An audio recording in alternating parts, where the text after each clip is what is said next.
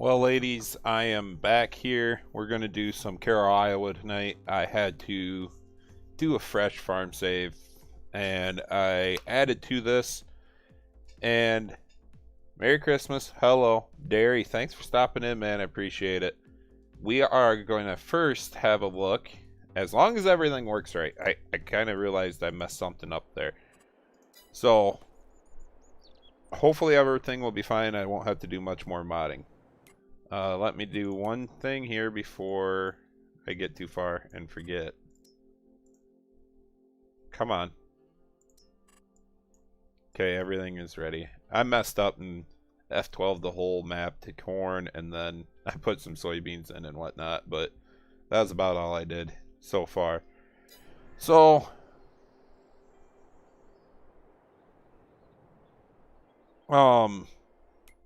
if you guys haven't noticed, Dairy Deer, aka Skywalker Farms, has released his 8000 series tractor, John Deere. So I wanted to do him a favor because I've been waiting for this tractor for a long time.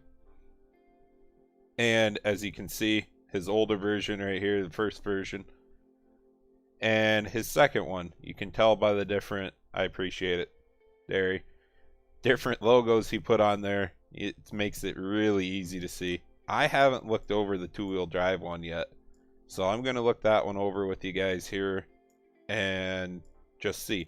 But it's the perfect dairy tractor. It really is. He said it himself. I mean, with all the options, you guys are going to have to like sit here and pick the little things apart and kind of catch everything he does. But it's perfect. Alright, where do we go? Goes through all the years. Did I go too far? I did. There we go. You got the Firestones. Ooh. Hey. That's awesome, Dairy. Ooh, look at these little fatties. Look like baler tires. And like I said, I haven't been through the two-wheel drive. I really even haven't checked out the full options for the front-wheel assist one.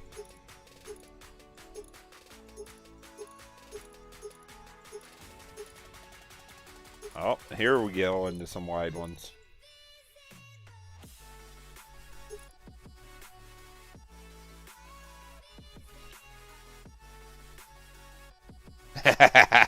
You're not wrong, Derry. I was excited for it, even without the two-wheel drive option to begin with. I'm not a big two-wheel drive kind of guy unless it's old school, under 100 horse. And that's just me personally. But I figured since you were releasing it tonight, I had to show it off in the stream. Oh, even got the plow option on the two-wheel drive, huh? But we're going to go back to my favorite options. Always the Firestones with Dairy. And he's got options galore in here. You don't have the sprayer option in this one? Did I miss it? Or is it not even available in a two-wheel drive? Oh, you got 90s. For some reason I thought it was 120.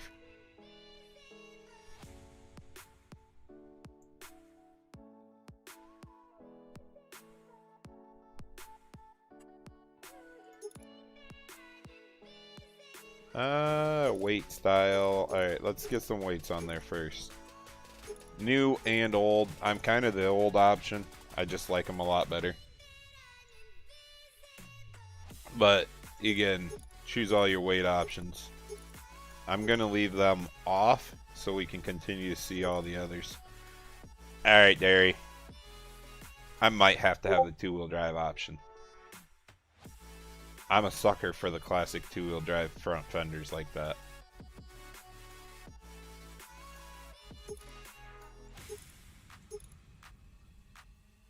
We don't need the rear fenders. And then you get the chrome stack. Beautiful. your beacons. I won't even go through that.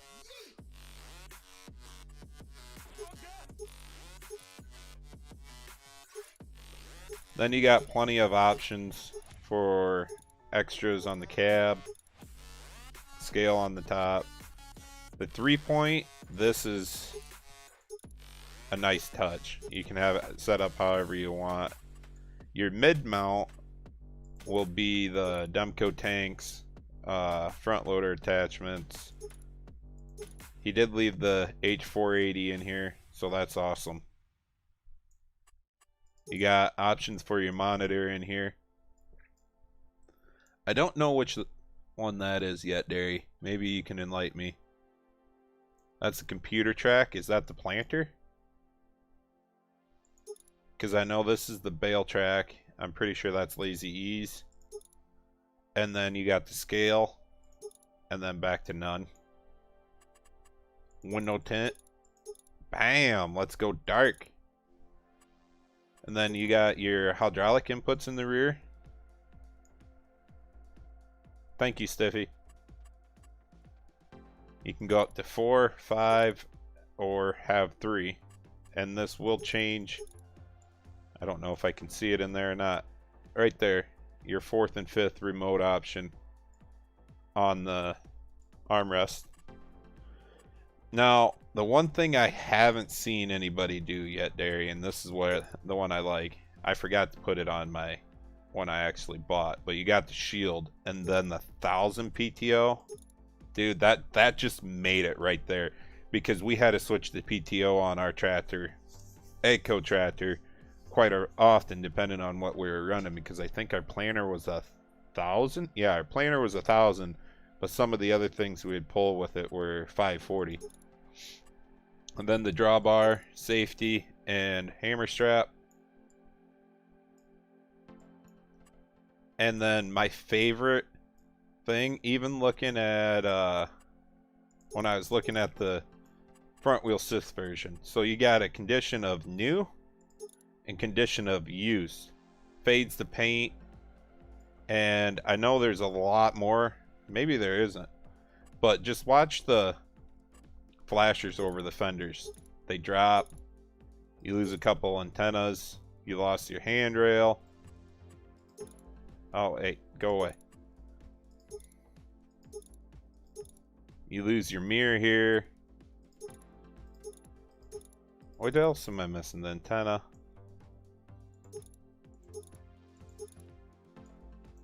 Did you dent that up?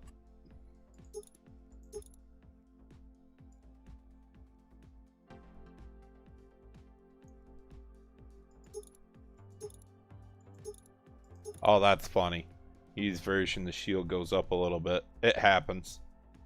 I like it, Derry. I appreciate it, man. Thanks for sharing. Thanks for sharing with everybody, too. This one is freaking solid. So let's get into this. And as you can see, right there's my 8000 series. She's going to be pulling hard. We're going to put it to the test here in this cornfield. I'm just going to open up this field a little bit. I'm not even going to do the whole field. And then we're going to move right into beans.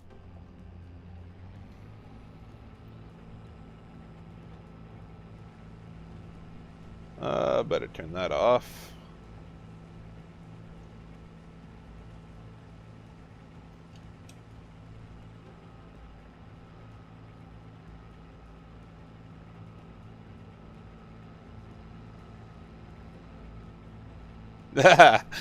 Thanks, Stiffy. No, that's not all I appreciate about him.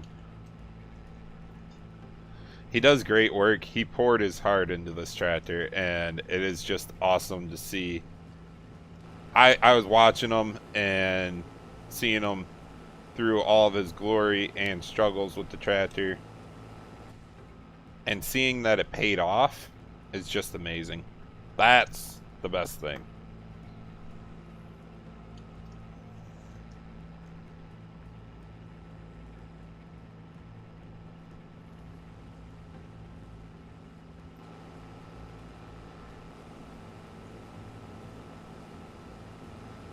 Alright, there's some daylight. About freaking time.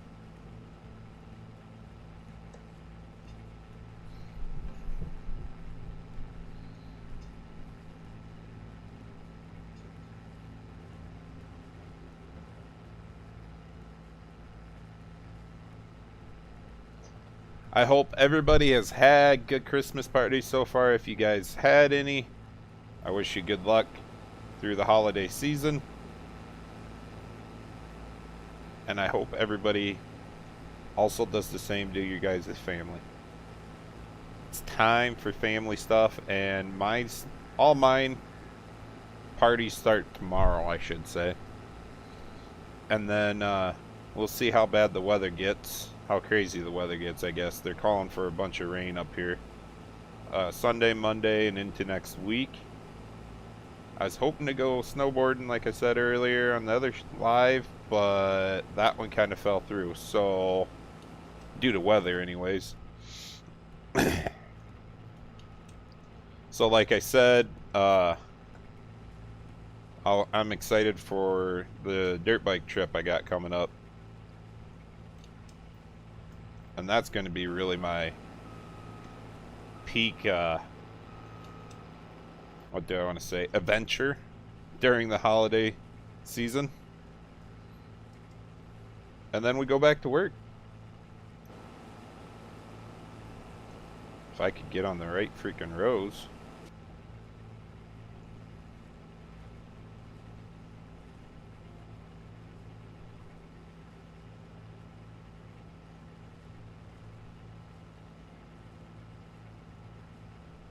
Row crop special. You work for that row crop or that co-op.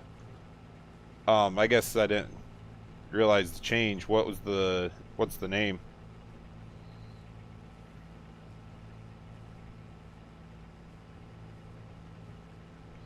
Ooh, Paul, that's a little too much people time for me, to tell you the truth.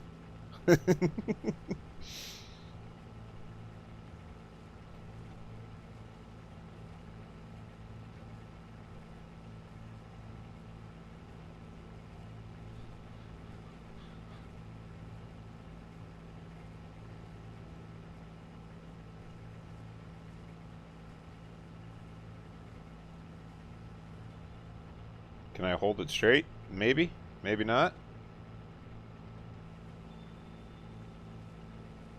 I doubt it. I bet I'll miss a row or two.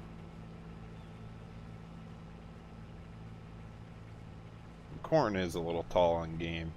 That's should be barely able to see over the top of it, because I can't see where I'm going up there at all.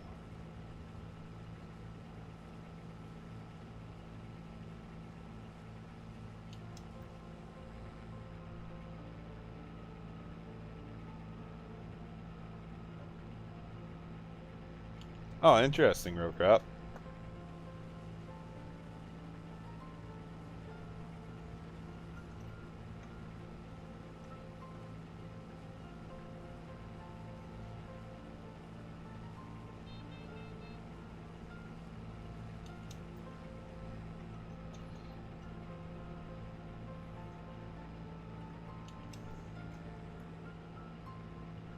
I can't wait to put row crop on this map. It's nowhere near ready for that yet, because once we do that, it's going to be a matter of editing 2 different files.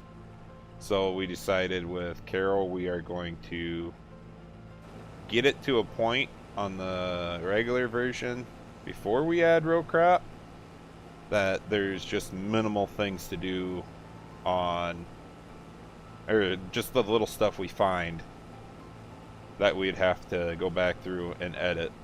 So that way we don't get confused on different versions and where we're at on testing and everything like that.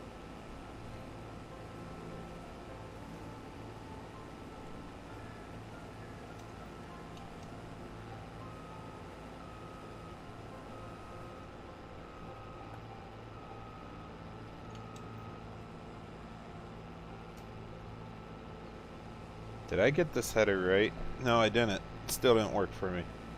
Needs to come up a little bit higher. I don't want the snouts that low.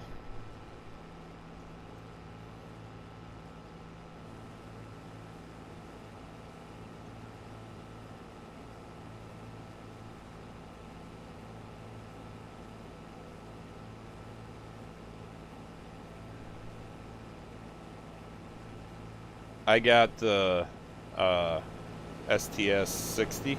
Yeah, 9660 STS with the newer corn head on it. I didn't like the way the old school header worked, and it's a pain in the butt to find a nice header trailer that will work with a lot of the headers. So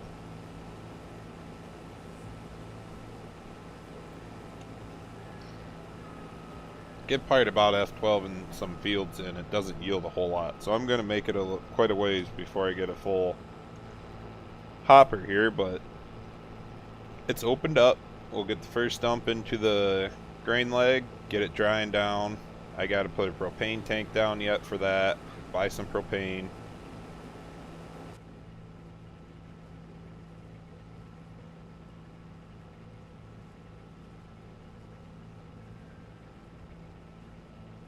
Actually, I don't want the auger out yet.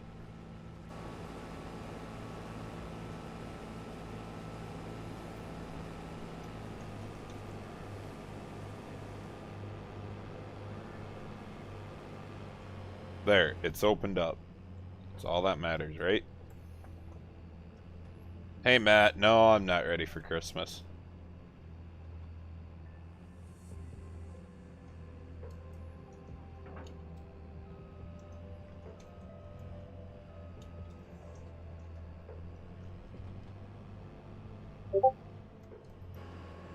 Alright.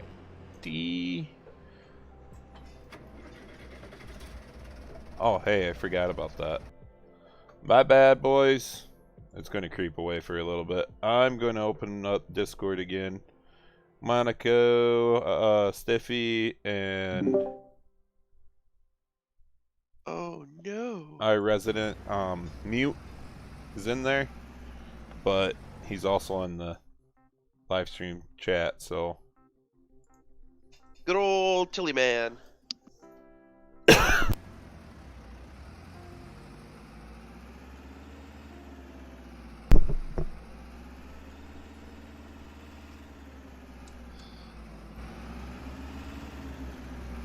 Wait, they got the shift animation like it's a hard grind? Dude, that's pretty good. Whose little tractor is that? I don't know. I forget where I got it from. Huh. Interesting little machine. I know it's a European tractor that started with, but I don't know who did the edit to it. And then my honeybee header fell off the trailer when I saved. As you can see, it didn't actually fall off the trailer. It just decided to be stuck halfway over there. Nice. It's typical things when saving.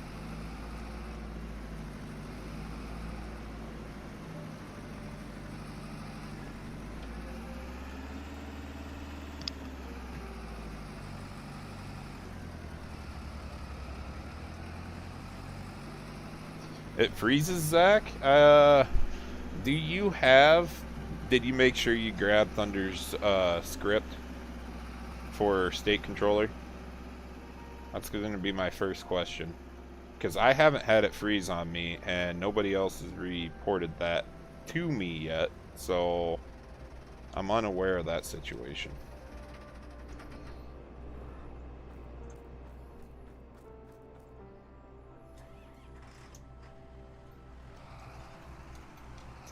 Ah, the big dog. I just really like these tractors. I mean, I was at that age when they first came out. It was the upgrade, new style. That's what everybody wanted, including myself. And then we have a few 8000 series at work that we use just for roller tractors, but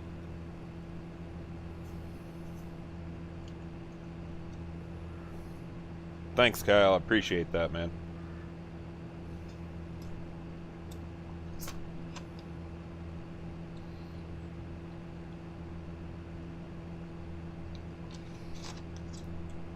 I don't play with all the mods that everybody else plays with either.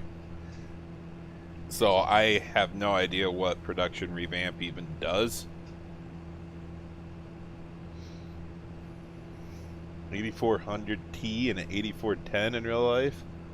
Oh boy, those got to have some hours on them. Thanks, Derry. I appreciate your help with that. I forgot that the little tractor there, Stiffy, was, it is on the mod hub by a Brazilian modder, IIRC. I wanted to say IROC, but it ain't. It doesn't have an O in it. Nice.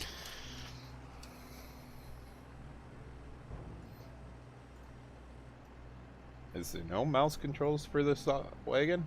Thought there was. Oh, you know what? I forgot to tell you guys. My favorite part about Derry's 8000 series tractor, and if I remember correctly, it is.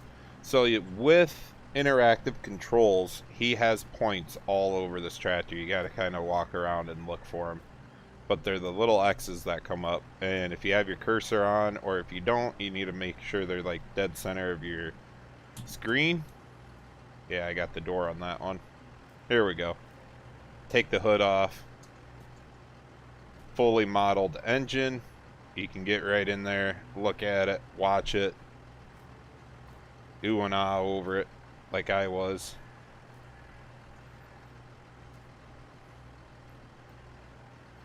Wrong button again. Come on. Standing in perfect spot. And then with the door, there we go. Open and close the door. There is one big one outside on the rear here. There's two different spots we can do this. But it takes your, what is it, category 2? Or 3? I can't remember. Come on, where's the cursor? There it is. But it changes your category of your 3-point hitch. So depending on what implement you got on there, you can make it look like it actually hooks up correctly. And then inside, I mean, we literally got everything. Blinkers, lights. Come on. Should have turned my cursor back on for this one. Steering wheel. The back window. Throttle. Come on. I can get it. There it is. Right? Nope. There is a button over there for your hydraulics. I was messing around with it, testing my grain leg sight, and it lifts and dumps your trailer that you got. You got the light buttons over here, and you can actually, if I can hit it just right, usually I don't have this big a problem, but your 4 ways, and then your 4-way switch actually moves, and this is your lights, so your modes. He's actually got the knob animated. You look in the armrests. I'll let you guys figure out what's in there. But I really appreciate it. It takes a lot of time. Oh, hey. I haven't seen those two. I overlooked them when I was messing around with it last night. Come on. You're like center of my screen right now. Okay, what about that one? Ooh, a nice little mirror there, Derry. I like that. Fits really good.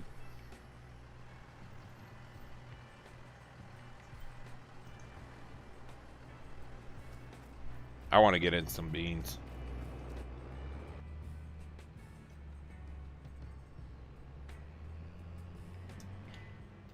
I know I need to, but everybody else can go mess with it now with the simple IC, or not simple IC, with interactive controls, and they can go through and see whichever one of those options that he did, what they do and everything. So I'm gonna just road this one right down to the field. It's not that far to go. Come on, wrong button.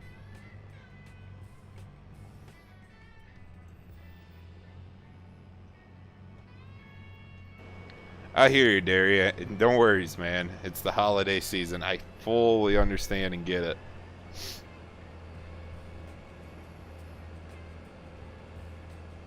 Tillman trying to drag people in here.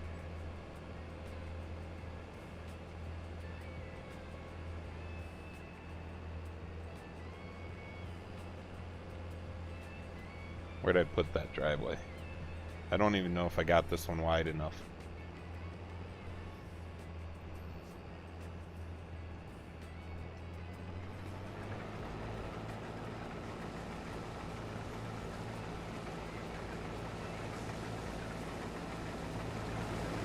Huh.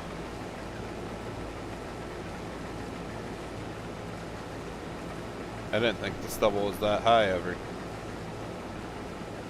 I got that backwards, I think, in this. Is destruction working? Destruction is not working on narrow beams. I know what I did wrong. I gotta go double check though.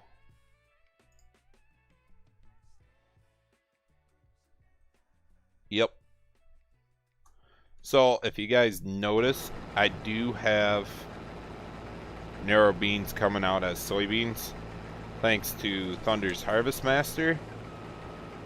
He's working on it. There's going to be a lot more options to come with it.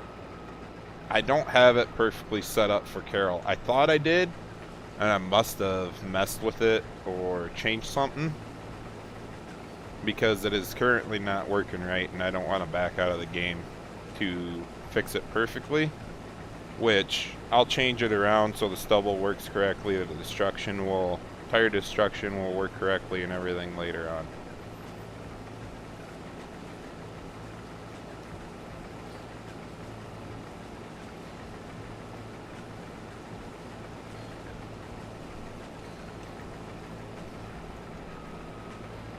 Get that corner of the header out of there, drop her down.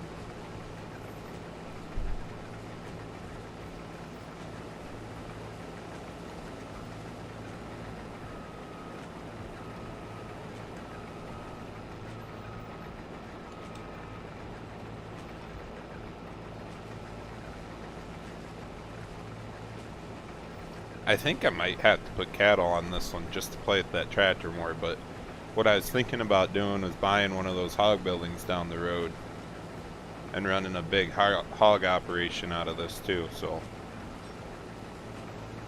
I don't know. I don't know which route I'm gonna go yet.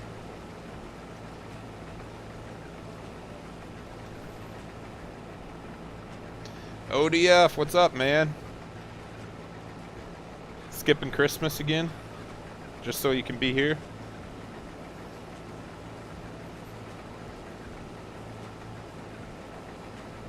What, you don't like the honeybees, Tillman?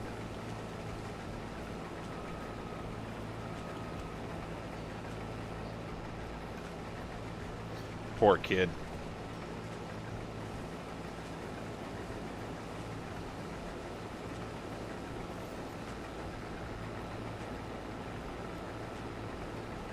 There's the wheels. Bring them down just a little bit.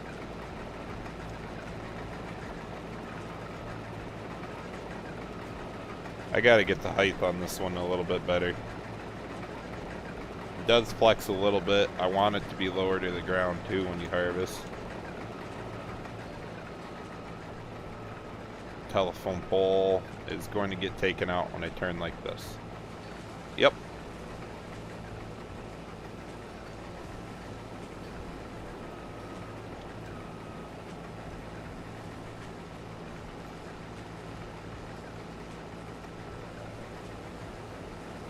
I think you'll be fine there, Derry. Gotta have faith in you, bud.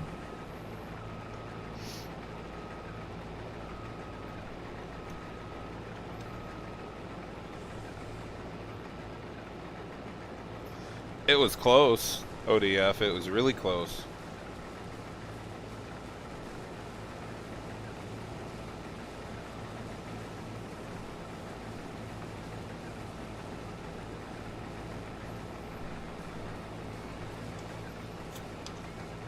This is a pretty big bean field. I'm going to reset it once I get course play to go. Even though I open up the field, course play will still come through this area, so.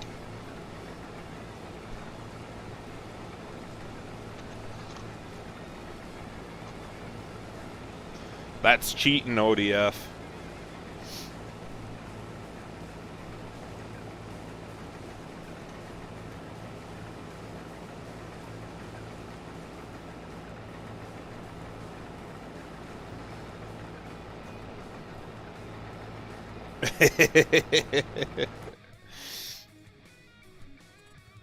Alright, let's... I gotta double check horseplay after I get this thing going. Oh boy. You're not supposed to do that.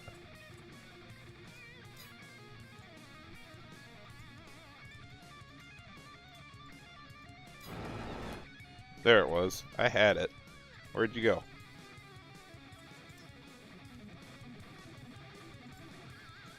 This never works out perfect, but I'm gonna leave it for right now. I haven't been down to this corner of the field yet either, so I don't know if I just put him in something that he shouldn't have been or not. But now it's not going to catch all those other fields up there.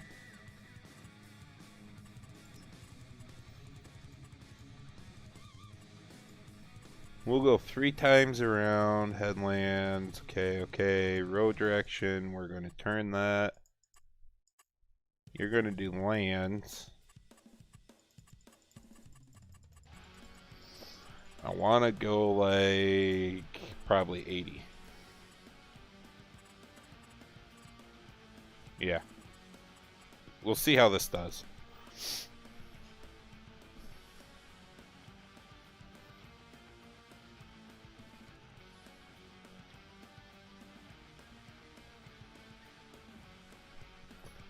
Huh.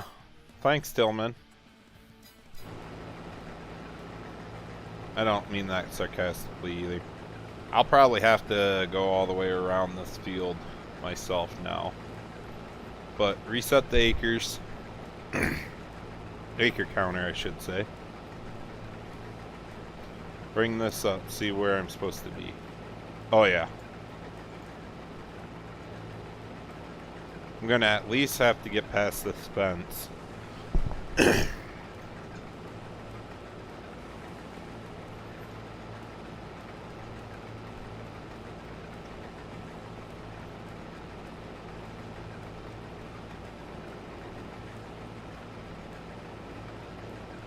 No.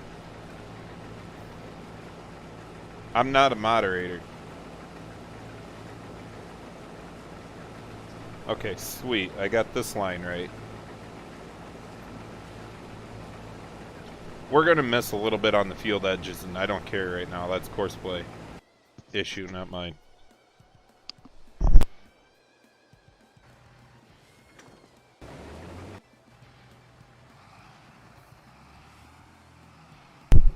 Oh yeah, I gotta turn my diffs on.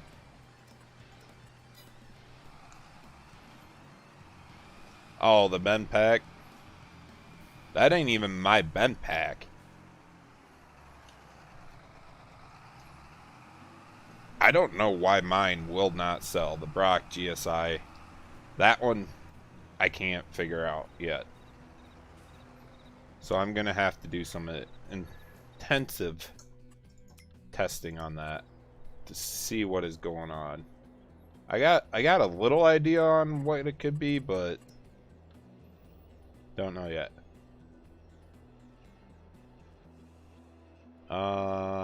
Where to go?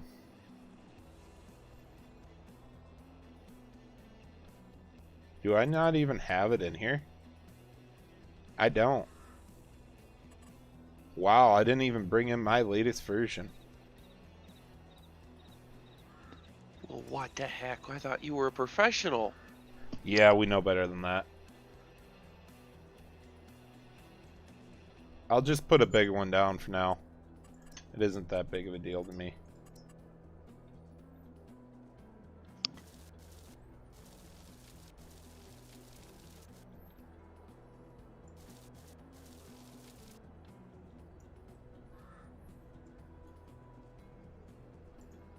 Alright. Now go over and fill that dang thing. It's gonna break the bank. Better turn on the F1 menu before I miss it. The dry corn add-on's got a really small trigger. And I always forget which side it's on. probably in the bin right now. There it is.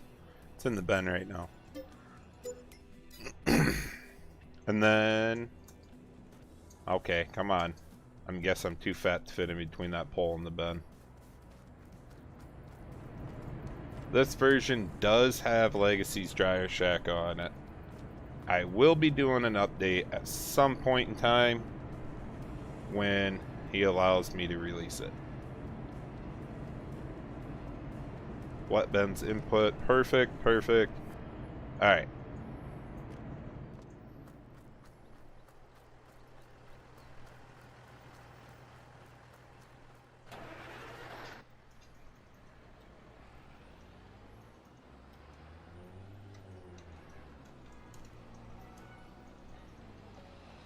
Oh, this is weird going from ATS to this and I don't have my shifter on.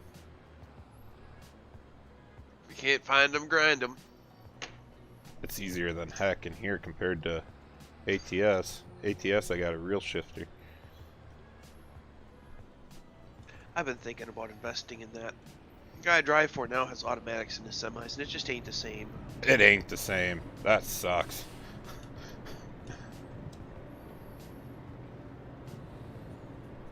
And then I can go into production menu and turn this on.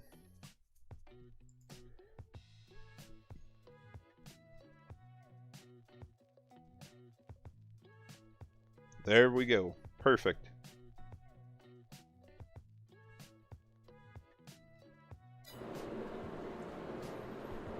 Alright, let's go catch that combine quick.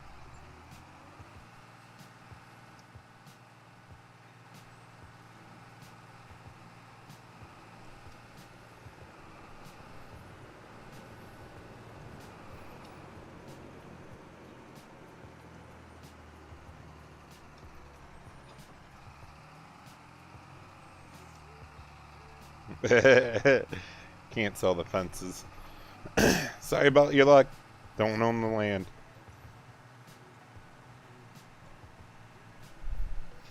Wait, I don't need to use cruise control.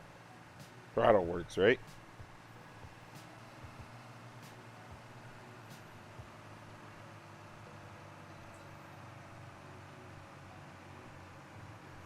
There, it's coming back.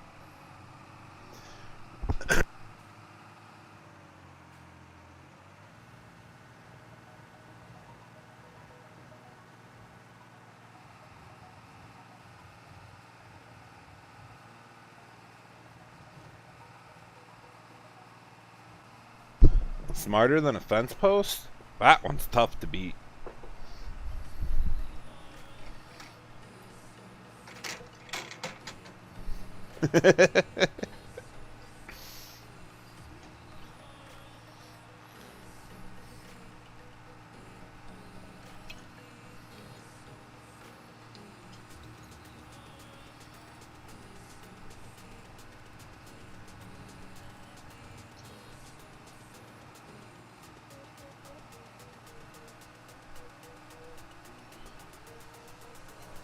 Anybody get anything good for Christmas presents yet?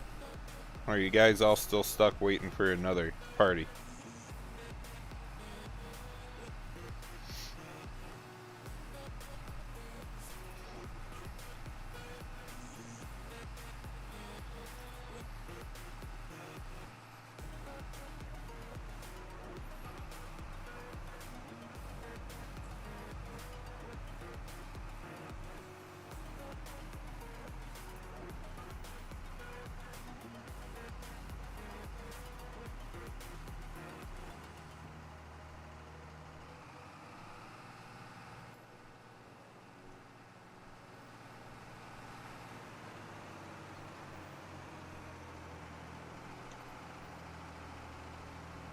Huh. I know you guys have been around when my throttle does crazy things with the other tractors. I wonder what Derry did different with this tractor compared to those other ones. Because I'm not having an issue with the surgeon, so I'm not sure. Maybe because it wasn't written by a brain dead idiot. Brand new steering wheel?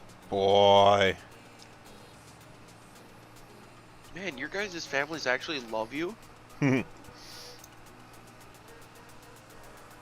I'll take gift cards and cash. You want to share, Paul?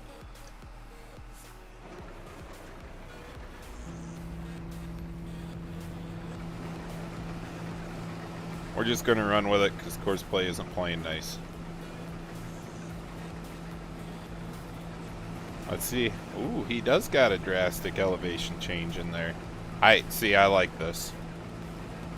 There should be a fence there. There was a fence there at one point in time. And over the years of plowing, you just get that elevation difference. I forgot how slow these combines unload.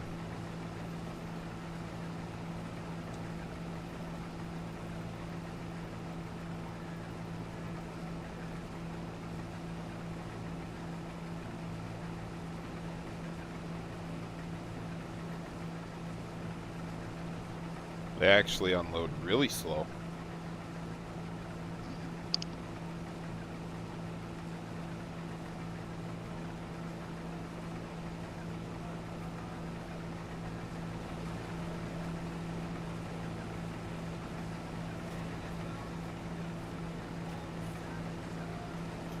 Ah, that rolling resistance thing again. Drives me freaking nuts. I found where my crosshair thing is. That was simple. Should have looked for that earlier.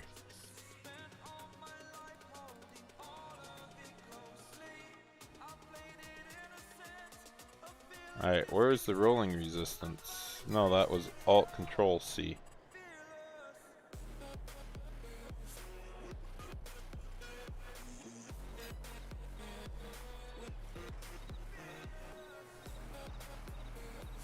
She's just gonna roll no matter what, I think.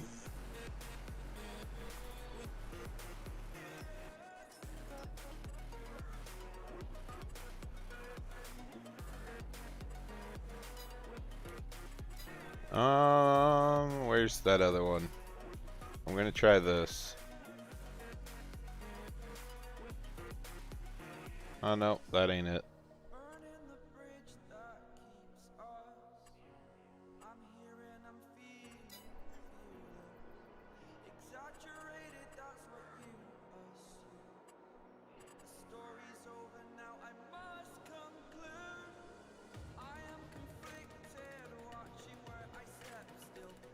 I think I need to eat a case of humble soup. I made that comment about maybe about a brain dead idiot. I was trying to figure out why my ship wouldn't go forward. Maybe it's because I powered the engines off. Oh, come on, bro. Really? Yeah. Wow. Scooter, how you doing, man? It's been a while since I've seen you.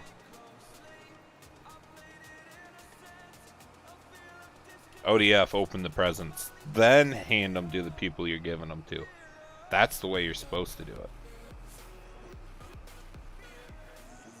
Oh, there is a bit of a ditch there. That's nice. Probably a pipe that comes across that road. I'll have to tell Dave about that. It is definitely a pipe that comes across that. Right there in the waterway.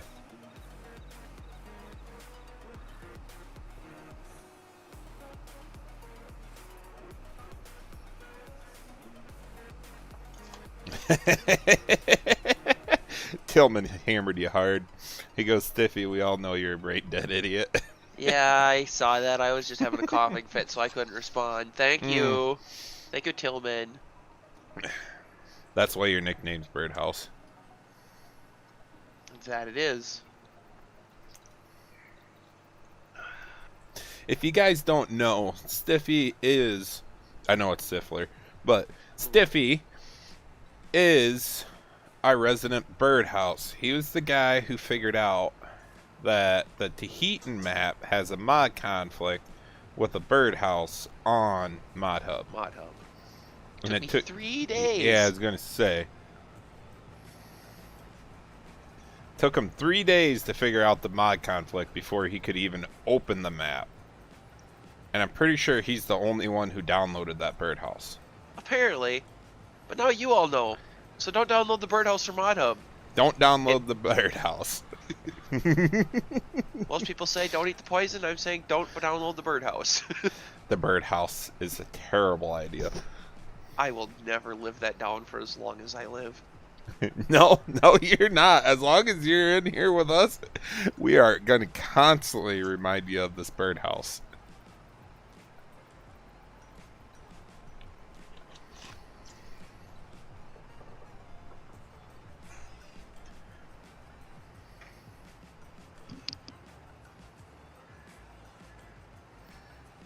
I gotta check the weather real quick. I gotta know when I'm gonna get that rain. It's driving me nuts, and there's a big blob right there. Okay, that one missed us. Have you guys had a lot of fog down your way? Oh yeah. This morning, one of our salesmen crashed his truck on his way into work Mm. because it was so fog. It was so foggy. It was one of them you can't see in front of your headlights kind of deals. And he kind of misjudged where the road ended, and he met up with the T. Yeah, it didn't end well. He's okay, but he's pretty banged up, and his truck isn't in much better shape. Our fog wasn't that bad down here. I mean, Northeast Iowa has a weird fit because a lot of times this quarter of Iowa, the Northeast quarter, doesn't get a lot of the weather that everybody else gets. It was foggy, but it wasn't that foggy. Huh. That's interesting. Hey Dan, thanks for stopping in. Row crop, I don't think it is even that good. We're definitely going to have to go and double check, but they are narrow beans. I do have narrow beans turned up, so they yield a bit more. I mean, I was always told when you drill soybeans in, they do yield more because you got more plants per acre, but it's not enough to justify having that separate drill compared to your planter unless you're a big guy and you're running a planter and a drill at the same time. Or you put down a lot of fertilizer. Oh yeah, the main reason they even went to narrow rows like 15-inch to 7.5-inch drill beans is to get them to canopy sooner, thinking you could kick out the second or third for sure, spraying pass, so you won't have as many weeds popping in if they canopy sooner. That was like the whole theory behind it all. But I mean, what's a drill cost, you know? You got to run enough acres to justify that, and the only people that I know that can do that if you're over like, I would say if you're over 600 acres, and you got, Or if... Oh, go ahead. if you could run that drill while you also got a guy running the planter doing corn. Otherwise, if it was me, I'd just use the planter. Or you're drilling wheat and oats as well. True, true. And you already have the drill. Yeah, see, row crop, that's what I mean. If you're doing custom work with it too, I fully get it, but a small guy, 600 acres, I think they would have enough freaking time to switch the planter over to beans.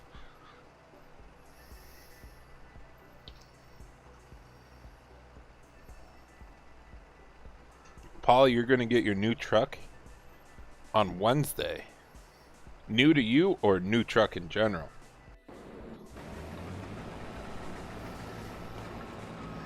I'll quit it. We are getting 115 bushels an acre. That's a little excessive.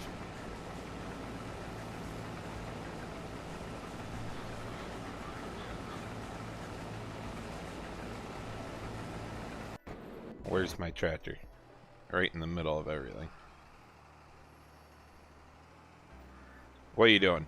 You're not supposed to do that. What are you doing?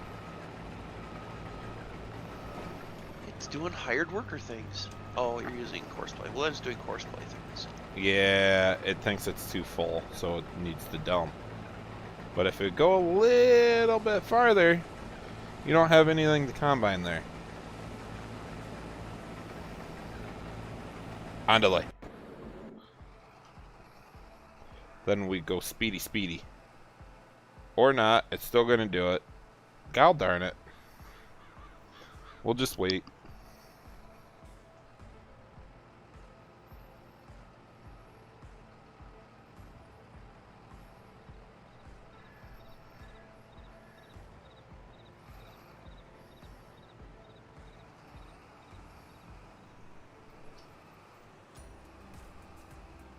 Oh, you're cutting down on your bean population, Dan? That's interesting.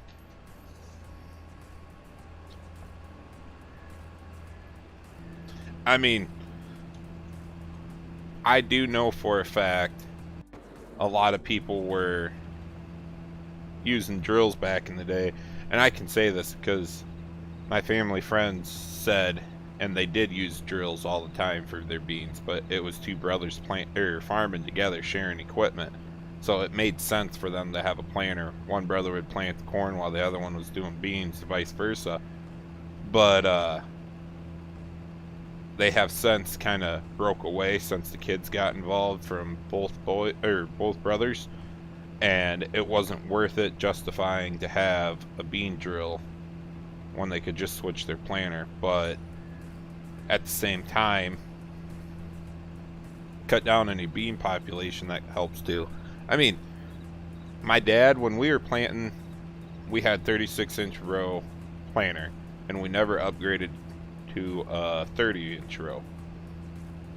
But we had beans almost twice as tall as my friend who was putting them in with a drill. So if you do cut down, it does help the bean growth. But then our 36-inch row planter was just a little excessive in my opinion. Even like my dad said, it just wasn't worth upgrading it.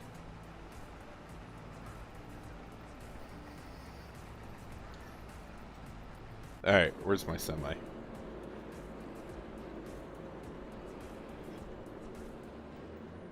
Oh hey, while I'm here, I better switch this. Come on. Fingers work correctly.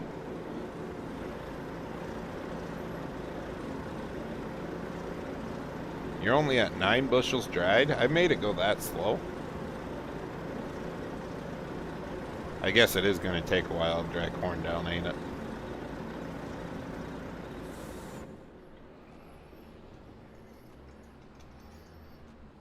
I need to look into that state controller too, because I got a few ideas I want to do. And see if I can't do different things for different crops rather than just different bends.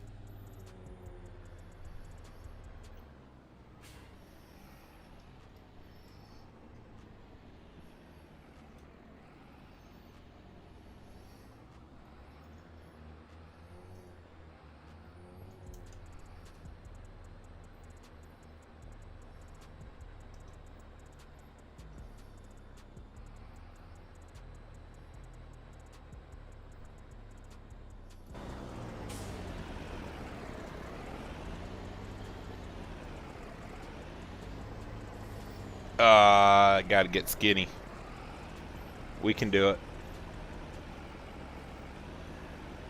I believe in you, Squatch. I did it.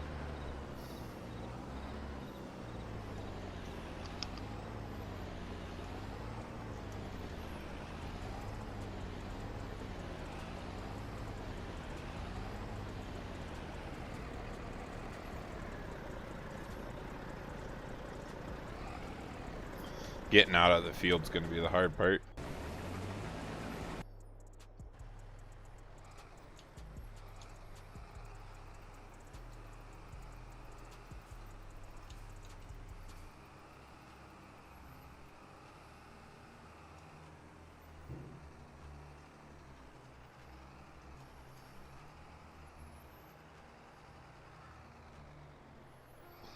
Oh, come on, man. That 95 Chevy's got a lot more life in it.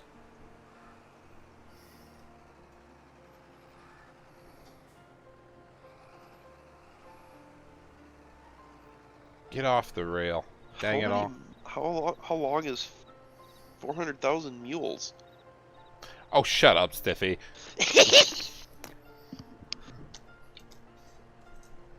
And now he's going to have a coughing attack over there and be freaking out for the next little while, so. Alright. Now we have to buy tillage equipment. Actually, I need to decide on a bigger tractor. I think I'm just going to go with a 2-track this time. What's the 8RTs run?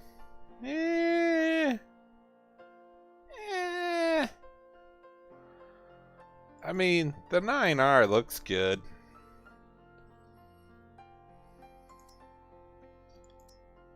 $370. Oh, poor little guy. But she can kick out 1,200 horses. I was thinking of a nice 920. But then we got all these options. I mean, every option. That's too new. Don't scroll too hard. All the console plebs might explode. Oh, they're already exploding, dude. I got plenty of options. That's a 9R is too new, in my opinion. Probably just going to go with a 920.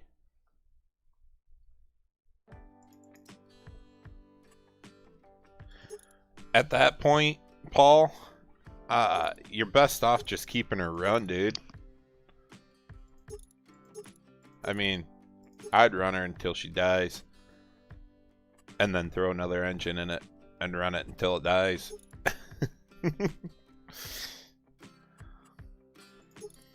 We don't do real crap on these big boys. We got to get some fatties. Where they at? Come on. Remember, kids, horsepower is how fast you hit the wall. Torque is how far you take the wall with you after you hit it. Yes. Yes, it is.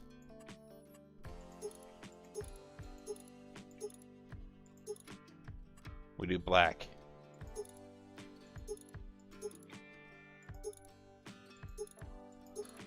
Vintage. Vintage for sure. Got attachers back here. What are you going to put on? PTO, 3-point. We better have a 3-point just in case. I don't know what we're going to get into with this thing. No beacon lights. What is this? US? We don't need no blinkers. Come on. Alright, I'm good with that. Bye.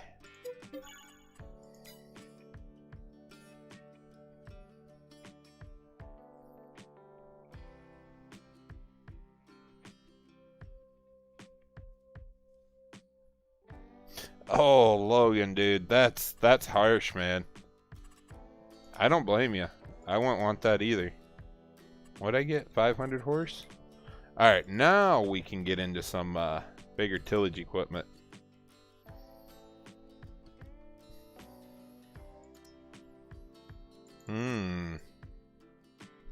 It is a nice ripper. But I don't think it's going to be right. This, on the other hand, is I don't know. No, you're not gonna pull that with that, unless it's like a big. If it's a 9620, you might have a chance. That's a big might. 1, 2, 3, 4, 5, 6, 7, It's 8, a 13 9. shank. Is it a 9? It's a 9. Oh, I thought with the folding discs it was a 13. I think it should have been a 13 because you look at it, it's definitely got the width for 13. But whoever made it, I can't remember who made this. Maybe it was Smebby. I thought it had a 13 option for it because, I mean, yeah, it should have a 13 option for it.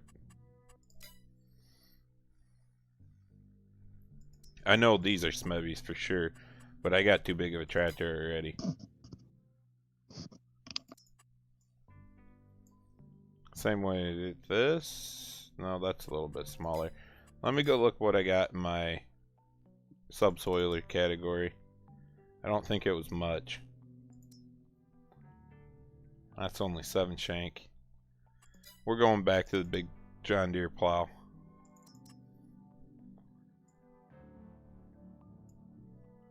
Yeah. And then, since we got the big tractor, we can get a big cultivator. But that's going to be everything the tractor wants. Or tractor has, I mean. Same way with the Tiger Mate. That's probably going to go a decent VT.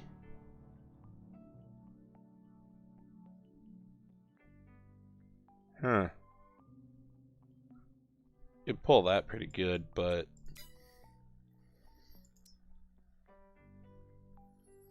what's working with 9, 15. Yeah, we'll take the good VT. Eventually, we got to get a planter too. And I got a 12-row corn head, so I can go a 12-row planter, or I just say we're going to go with a 24-row planter. And I don't even know what I got in for planters.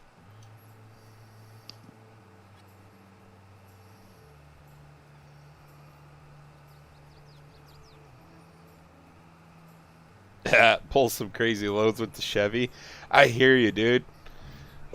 My dad had a 98 Chevy that I took over from him out of high school. That thing pulled 10,000 pounds, no problem. That big, it was way more than 10,000 pounds. But that big skid loader we had back in the day with the extra counterweights, the metal tracks we put over the rubber tires, because there was no such thing as rubber tracks on skid loaders back then. All the attachments and whatnot, yeah. It was way overloaded.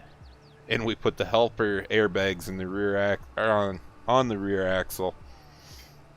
And let me tell you, that motor had no problem with it. It was mainly the suspension that had an issue with it because it was a half ton. But I love that Vortec. With a 96, I don't even know what... where you at, Paul? I can't remember. Maybe you said a 96? That should have been the Vortec, right? Yeah? Yeah, 95 is when they... at the end of 95 is when they changed. 96 was a Vortec.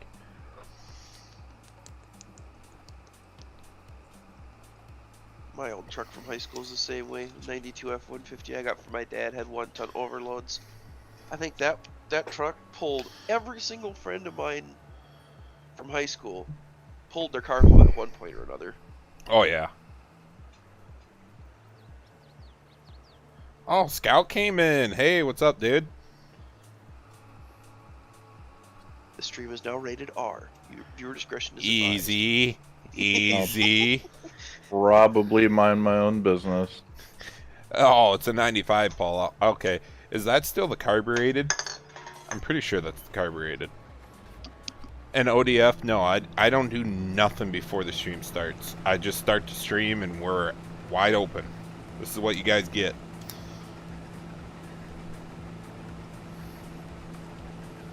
I tried doing the Streamlab stuff, so it'd do all the little emotes and all that stuff.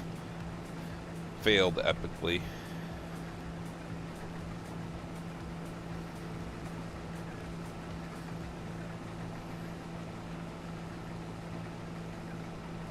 You sure, Tillman? I thought the 90...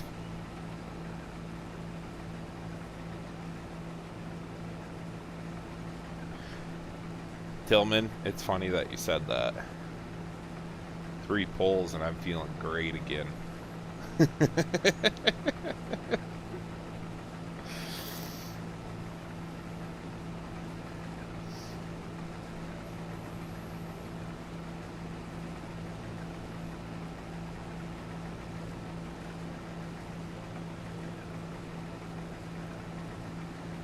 Yeah, I think Ford started their first fuel injection in throttle body stuff back in like the 80s. So that wouldn't surprise me. No, not the Chevy half tons.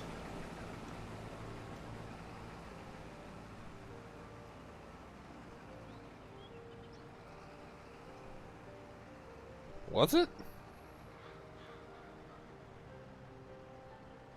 I know 95, 96 was the year they switched. Because my 96 and 98 were both the 5.3 Vortec.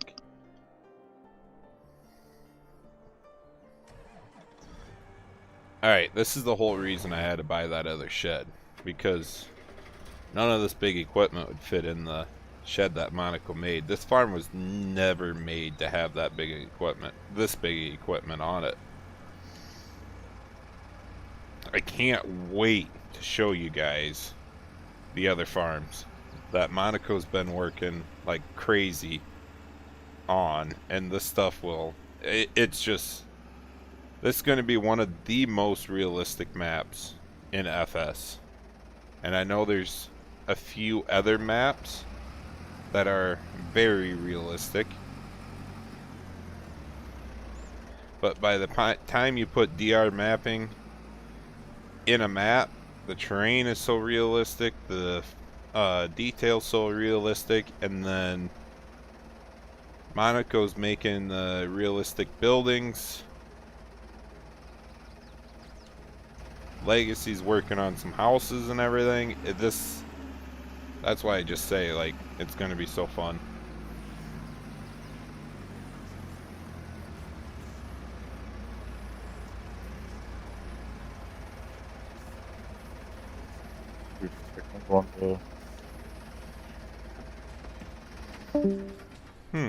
What'd he say? I don't know, he broke up real bad. I'm wondering if maybe he lost, his internet went to poop.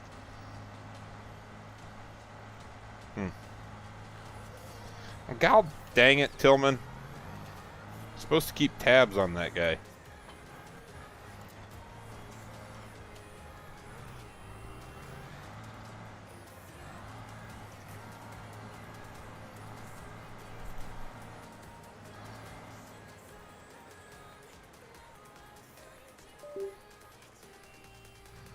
Not your day, mate. Whatever.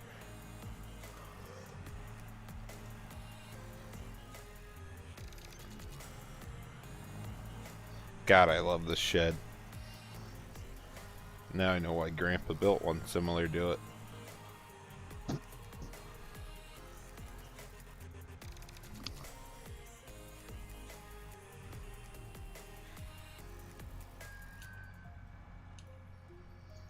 One of these days I gotta get my map going again. Oh yeah, hey, we need a planter. Because the 8400 is going to run with the planter. Ooh.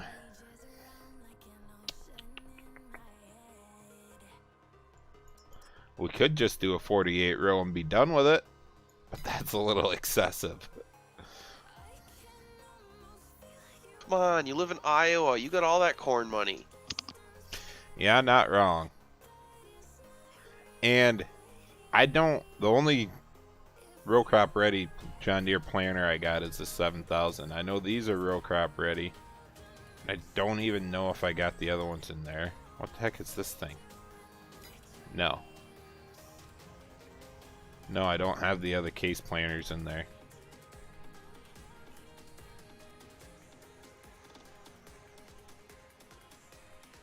Simulation Farms, what's up, dude?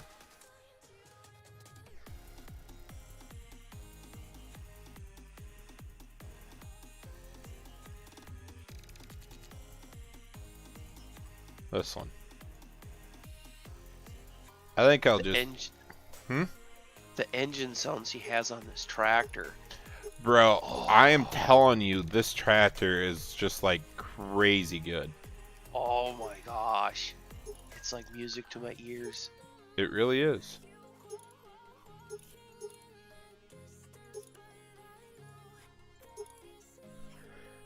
Row crop, I was doing, or I do have a map of my home farm and home farm area.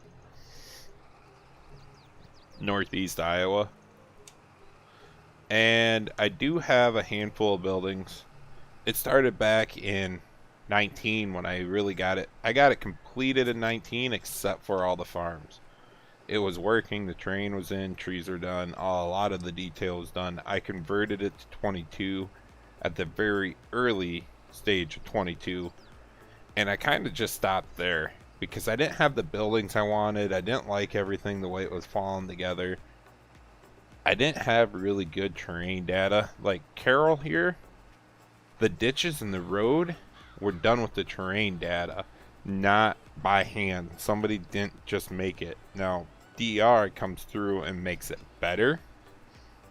But what you see here on my left, the road and the ditch, I didn't have that. So it was kind of all blended through. It all depends on your LiDAR data, GPS data that they have for that area. So I did a lot of hand sculpting in GE back in 19. And I kind of been thinking about picking it back up and finishing it. I keep tossing and turning.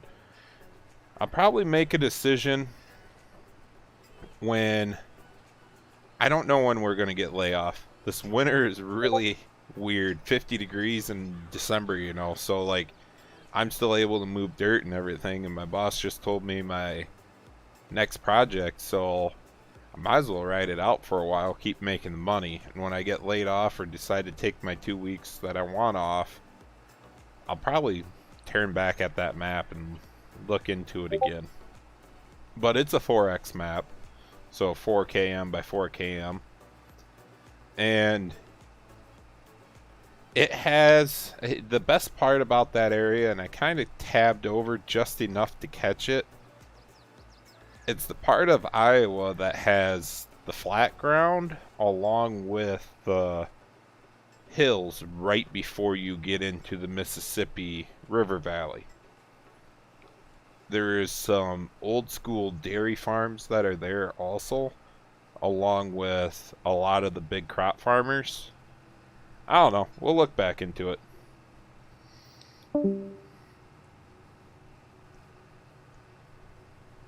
A wild Monaco has disappeared. Monaco, he said he'll be back. Pleasant View, yeah. I had to take a break there, get some stuff done. And I didn't transition into Farm Sim as soon as I wanted. So that's why I went.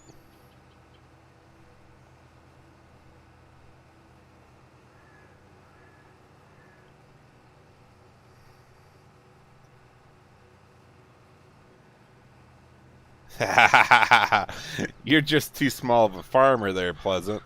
This is perfect.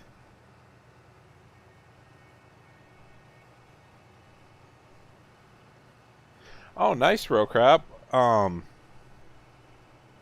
Is that a private map, or did he release it?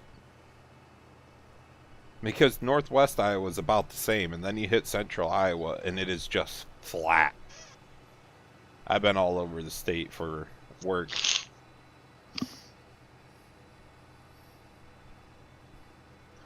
Rank Tahitian or Carroll. Now that comes down to your map style. And I'll say Carroll is really close to the map I was making myself. And the thing is, I'm going to have to change everything I was going to do on that map, because I thought about incorporating a town. And after playing Carroll, I don't think the map needs a town. Now that's the difference between Tahitian and Carroll. Tahitian has 2 towns, essentially. And I really like Tahitian. It has the mixture of every field you could think of, size-wise. You got the mixture of farms, you got the towns, but then you come to Carroll, Iowa map, and it is realistic field sizes. So you want to be the BTO farmer, you're going to need 2 to 3 combines on this map. It's hard to compare the two. And so you guys realize I don't have the most updated version of Carroll either. The terrain detail is in here, and I'm still testing as this comes along the terrain and everything in the fields. That's why I keep trying to pick different fields to farm. But I gotta say, from things I've seen, I'm gonna say I'm gonna like Carroll more than I like Tahitian. But that is just my personal take, because I know there's a lot of people that want Tahitian, and they've seen some pictures and things of Carroll, and they go, nope, not me.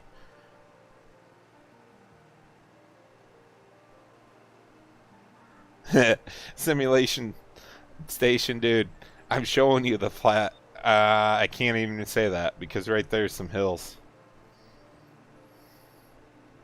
This map actually has it kind of awesome, because there isn't really a river in this map to say river bottom, But Carroll, Iowa is that section of Iowa that has the hills, and then there was just a flat valley that comes right across. There's not too many places that I know that are like this, though. Oh no, I ain't BTO Tillman. Never will be.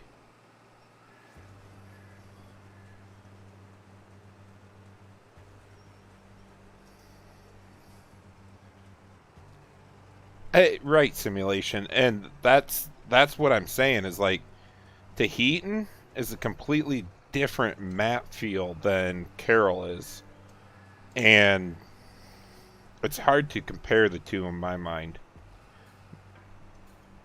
They're two different types of farming on the very different ends of the spectrum of farming simulator maps. There's quite a few farms on this map too.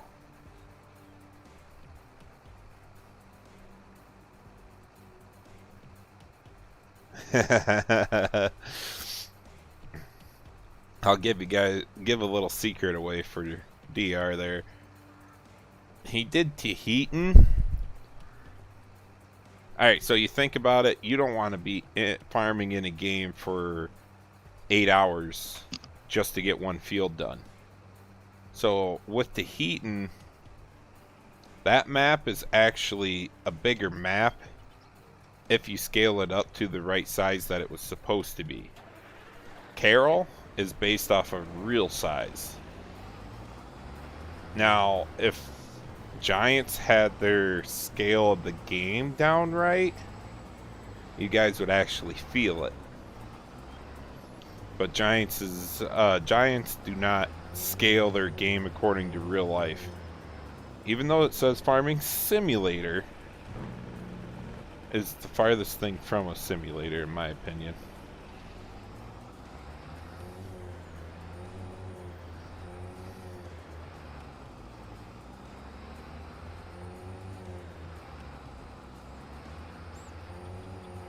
Yeah, I'll show you rank. Give me a second. I'll show you the PDA again. But like I said, I'm on a very early stage of Carroll, and not everything is out there yet. And nor will I ever show you guys the full map. I want you to have the map when you get it, whether it be on Patreon or a public release. I don't want you to see the entire map and go, well, I've seen it all. I want you to be able to say you got to experience something new on the map that I didn't show you and nobody else did either.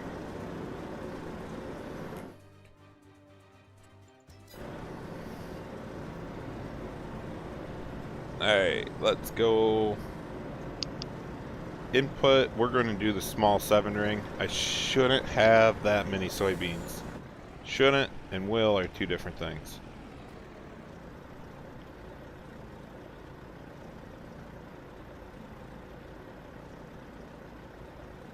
I'm right there with you, Tillman.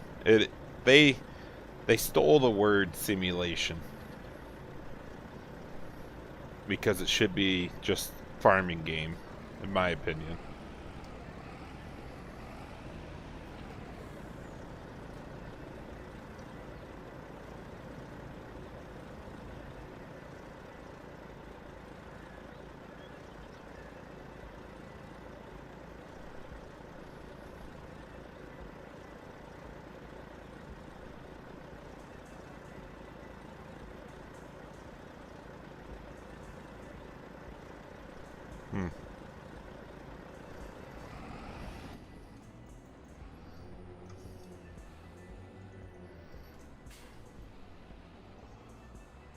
Thanks, simulation, man. That I appreciate that.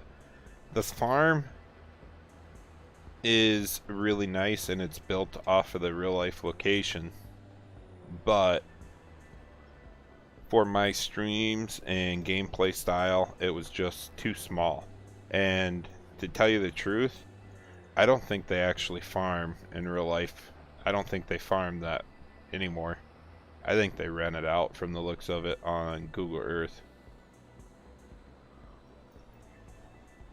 or if they do still farm it, it is very old and small equipment.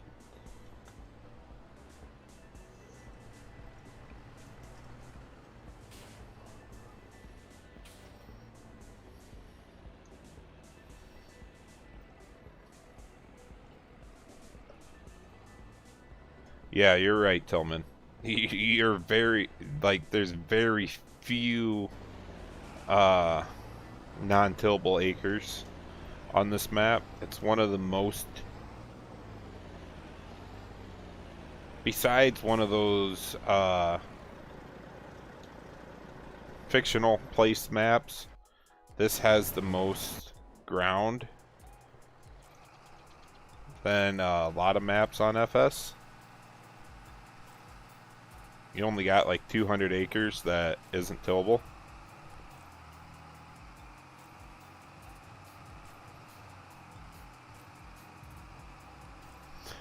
No, Pleasant. That was the best one I could find.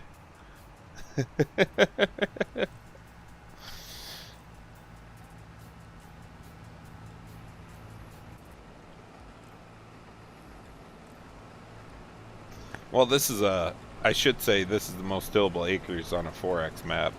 Let me rephrase that, because there's definitely bigger maps out there. But it is also the perfect map to show off Iowa. Iowa's very gridded out, especially once you get off the east side of Iowa. More central Iowa, where it's flat and gridded out to your square miles.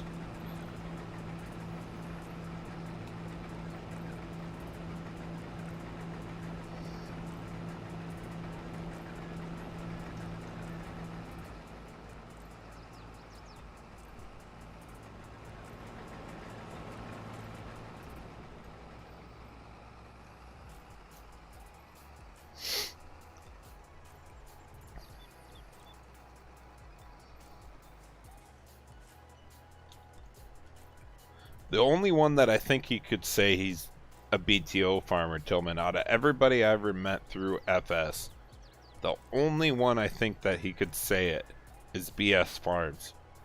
He's the only one to be crazy enough to try to farm an entire 16x map with nobody else but Courseplay and Autodrive.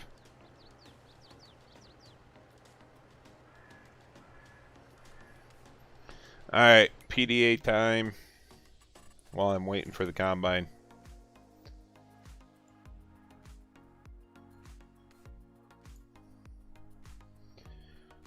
Hey, Adam!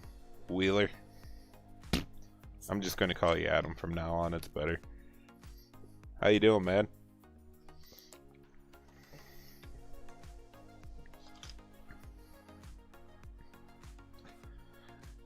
So, you guys get to see the PDA and everything, and it comes through. Juku was the one who originally started this map with Benny, I believe. So it has the border around it with the detail and the image and everything. As you see, off a real life location. I'm gonna do some snooping.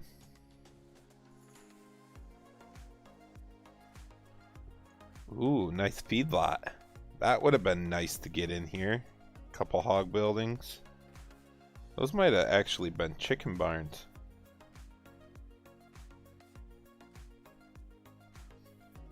First time I ever looked off the map at the image. You got the pond up here. See, there's...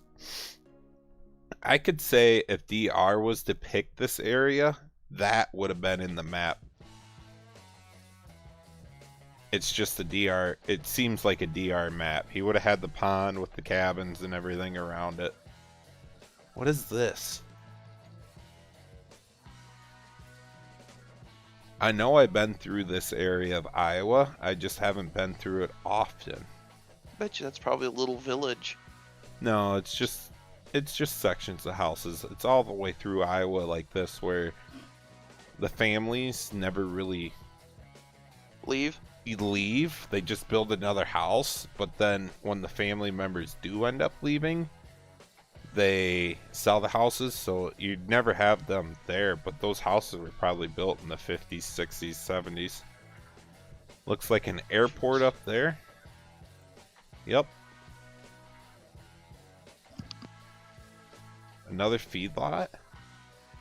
You got a couple feedlots. This map should have been a 16x map all day long, dude.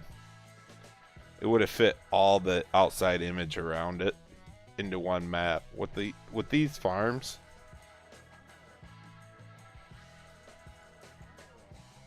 oh yeah, because that feedlot runs right down here to a pasture where they throw the cows out all the time. You can see the perfect line. And then you got all the contours and everything. I mean, it's still a great area. I still like the area they chose. I'm just saying, there's so much potential around here.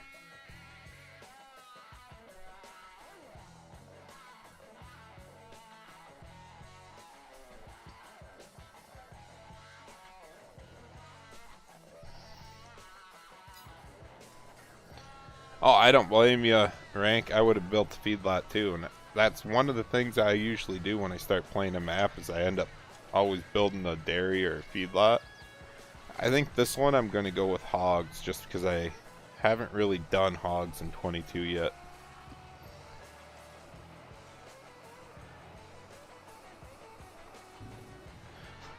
Good luck, Tillman. You ain't going to convince them.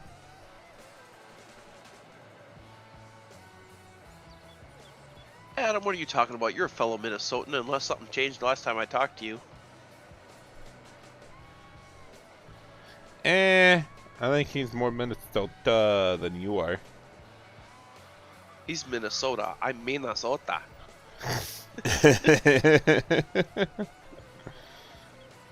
Gonna go out to the bar. You gotta really carry that R when you're talking in a Minnesota accent, almost like you're Canadian. You are Canadian. What are you talking about? I mean, You're basically. from way farther north than anybody else I know that just ended up moving south. Well, there is Well, that one guy that is Canadian. I'm not from way up north. I was just living up there when I first hopped in. Uh-huh. Down to southern Iowa. That's what they all... Minnesota. What?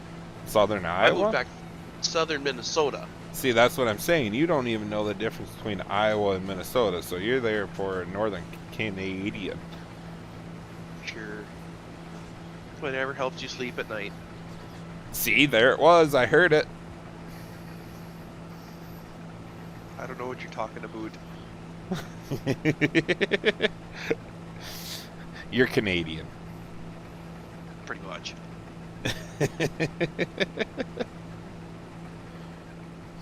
Legacy, how you doing, man? You all peopled out yet?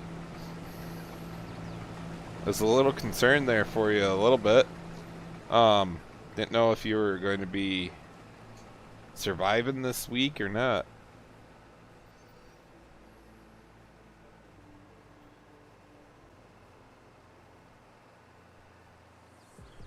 Yes, Wheeler. Yes. And please change your name on YouTube, please. I can't take this Adam stuff.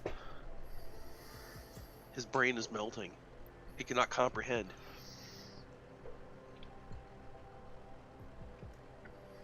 ODF, are you a Northern Country person too?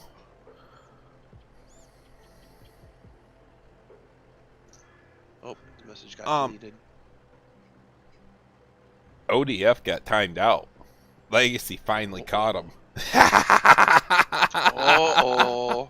Who was misbehaving?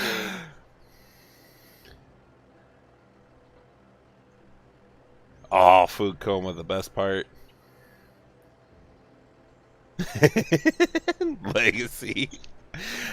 So Alex, that was done to keep you guys testing in the correct spots. So as we progress through testing, there would be a lot more that comes, a lot more terrain that comes available to you guys. I am on the, I can't say development team, because the beta testers are a development team also. you're part of us, but this was the version of Carroll that we did for the giveaway stream that he did not decide to flatten 3/4 of the map yet. So that's the only reason I have it. As we keep testing through, I'm testing this area and the terrain and the fields. We're going to keep finding things, and then also I am working on quite a few additions to the map. So I do need to have a more, I don't know how to say it. Advanced copy. Pretty much. I mean, yeah, I can't speak for DR, but from what I got out of it was people would find all these things, they just post a picture, they wouldn't have their PDA Right. up, they wouldn't say where it was, and when you're talking about a 4X map, that could be just about anywhere. Right, and as we keep progressing through with this whole beta tester thing, we keep learning things from each other, and that's what I like about it so much, because we can steer you guys to test a certain area, but if you had the entire map to run, there would be no guarantee that you're going to test that area. So let's test that area, because we are bringing you guys right along with us. When we do a public version or a public released version of the map, we don't want it to be that we're running across the entire map trying to fix every last little thing. We're trying to get that done before we publicly release the map, so that way everybody involved can say we did it, and then the public can have a finished version of the map. Now, with the heating, that one got a few things involved because of the premium expansion. I'm not happy about it, and I don't know how to fully fix it yet. In order to fix it the way we know how to, the entire map has to be repainted, so we're not doing that.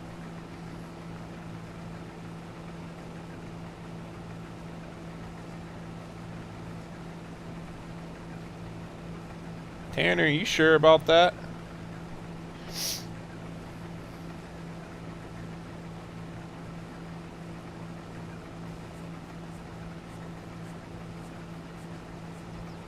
A 4 kilometer by 4 kilometer area would be how many? You're thinking it's 2,500 acres, Tilble?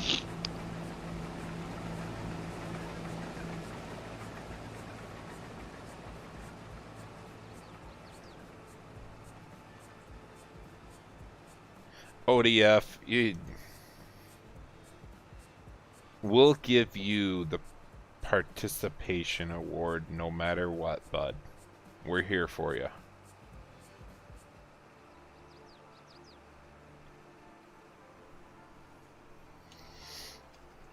Legacy, if he keeps talking like that, though, you're going to have to take care of these ducks. Ooh, that was a good one.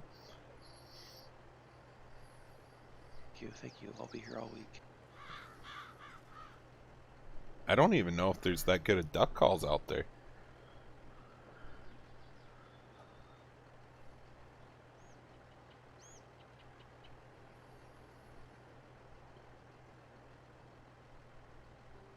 Oh, Tillman, that's just for ODF. He gets a participation award, and that's about it. And all we do for that is a pat on the back. So ODF, go ahead and give yourself a pat on the back.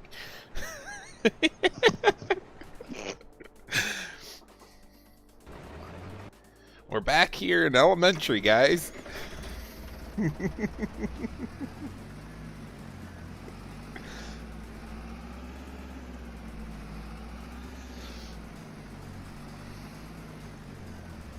Tillman might end up having to get the Purple Heart.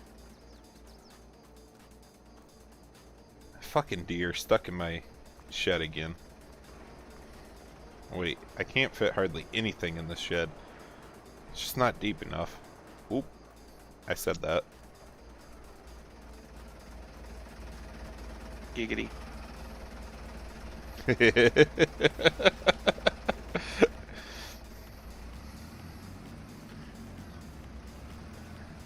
We can do it, little tractor. We can get this done. I think I can. I think I can. I think I can. Oh, here it goes. Here it goes. We're going this way. Go this way. Come on. Go this way.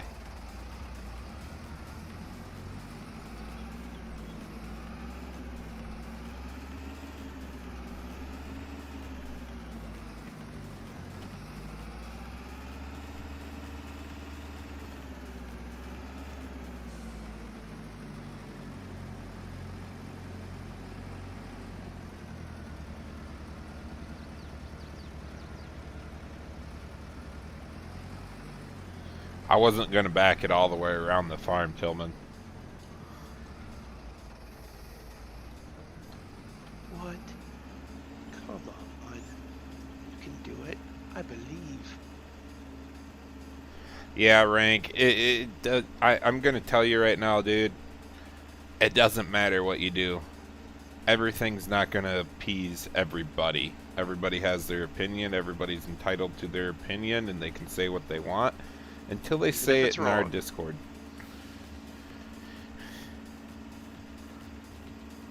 Because we got an HR system.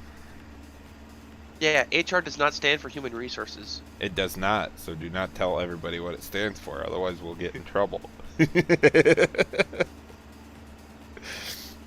Okay.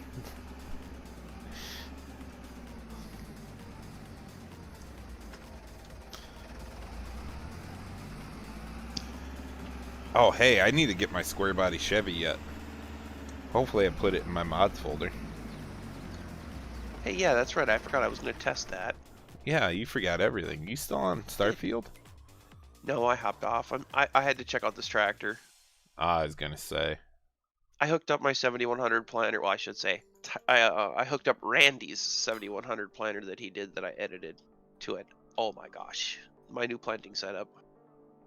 Alright. So here is Buck's square body Chevy. I thought I had it before. And on Monteith, you really could drive your Chevy to the levee, but it won't be dry. So the K30 has 300 horsepower, but the K30 plus supercharger has 245 horsepower. A little concerned. License plates a little sank. Come on, Bach. Hey, Squatch, that's the wrong Chevy. Which one am I looking at then?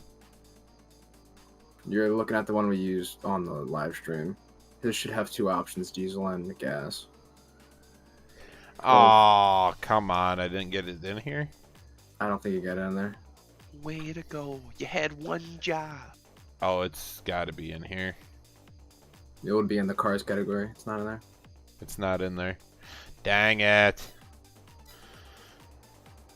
Alright, sorry, Buck.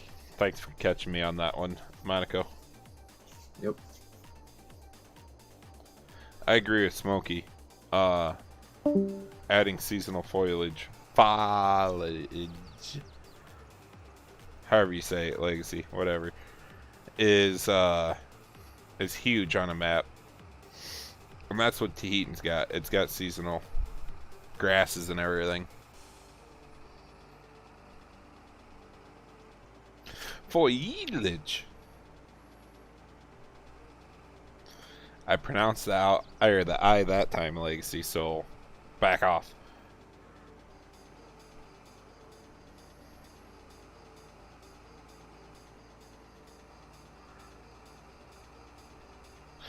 Ooh, ODF hitting with a hard one there, bud. Right out of left field. You're gonna make the poor kid cry.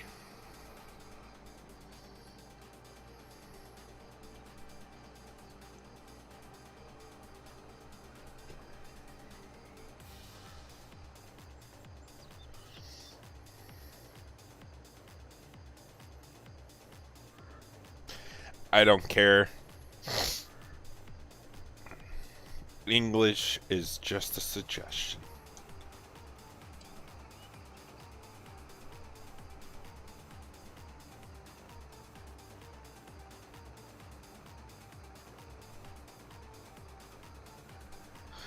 Good idea there, Rank.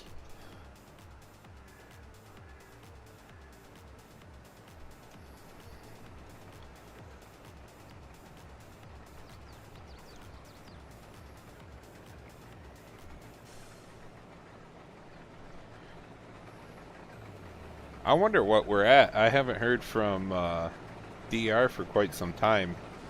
I was hoping to hit 4,000 downloads between Tahitian and Real Crop Tahitian before 24 hours. And I know we were close. And that says a lot. 4,000 downloads after a Patreon beta test. Yeah, but you also got to remember, is I'm sure a lot of those guys are people that are downloading the final version. But still, that's pretty cool. No, he doesn't even have that. He doesn't even have close to that many Patreon members, dude. Oh yeah, no, I know that, but So I mean, like, for all the people that have had Tahitian before, doesn't even come close to that. And for how many people are still excited for Tahitian, that means a lot. I can't thank you guys enough. I really can't, because Farm Sim wouldn't be much without modders, and Farm Sim would not be anything without the fans and the players.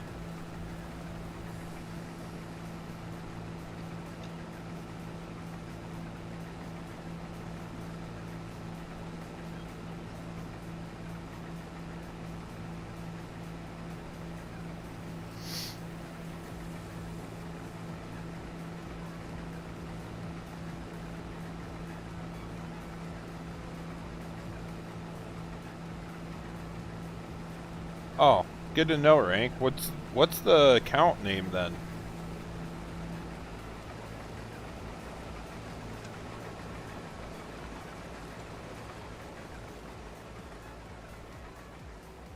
ODF, if you keep saying that word, you better just go get them. Legacy is here. You can push his buttons all you want. Oh, I've heard of you then, Rank. Outlaw Custom Egg. Mm-hmm.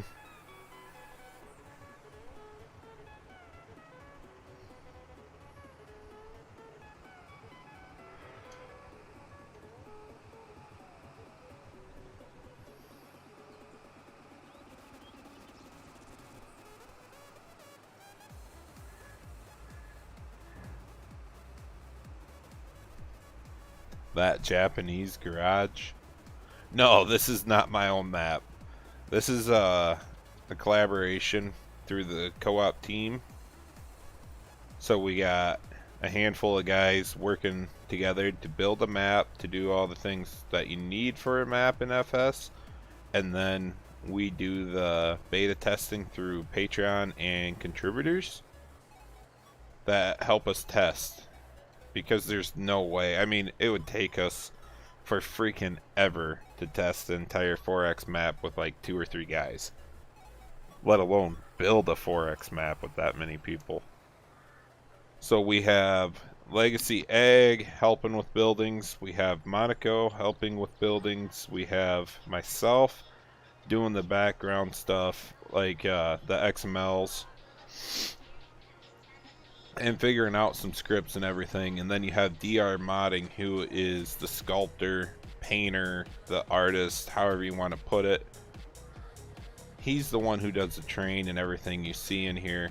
So through all of us, we are able to work together and bust some things out to actually make the process take a lot less than what it would if you were doing everything yourself. truck has a hot for teacher cam in it. I can tell. It's idle.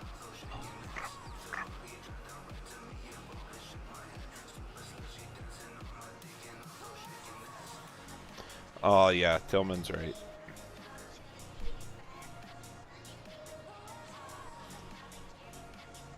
Antler, I wish if Antler's ever watching this or listening, I wish you well, but we could help you a lot with your map too, bud.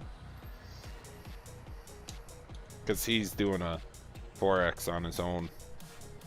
I don't know if you guys are keeping tabs of it. That map I'm really interested in seeing and getting my hands on too, because again, it is a great looking map and it's a 4X map.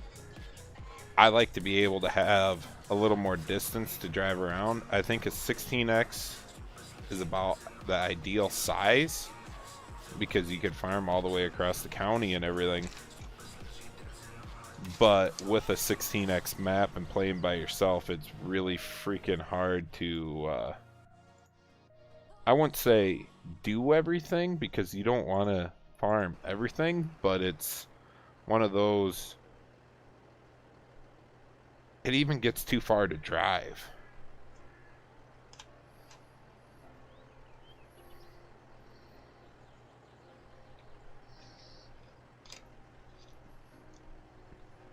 Smoky Acres. It depends on what, man. I'm with the co-op team.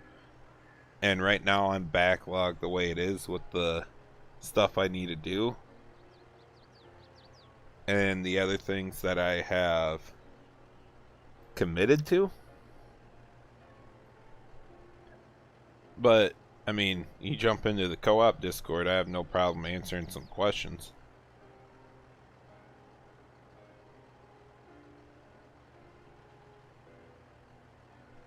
Ah, Tillman, you're actually being nice? What? I think I might have a heart attack. No I think I kidding. need to check my pulse. I didn't know there was such a thing, man.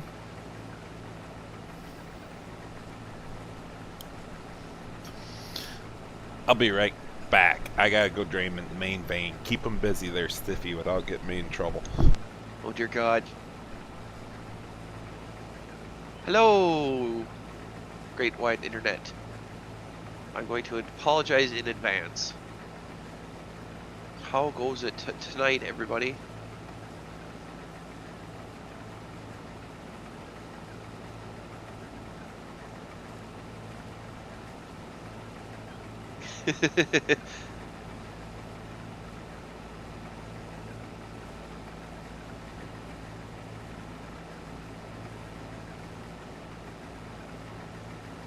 Tiffy's Corner.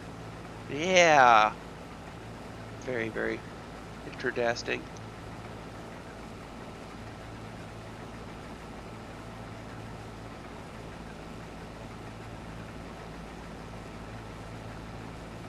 We're in the rail spline. Yeah, splines are not fun.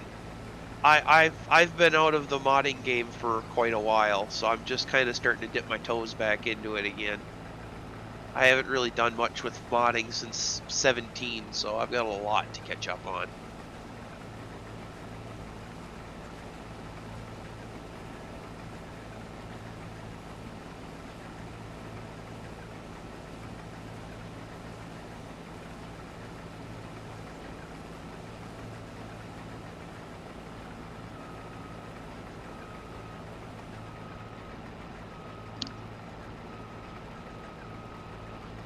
Pardon me if I go quiet for multiple minutes at a time. I have a really nasty head cold, so I'm trying not to make lots of noise coughing into the mic.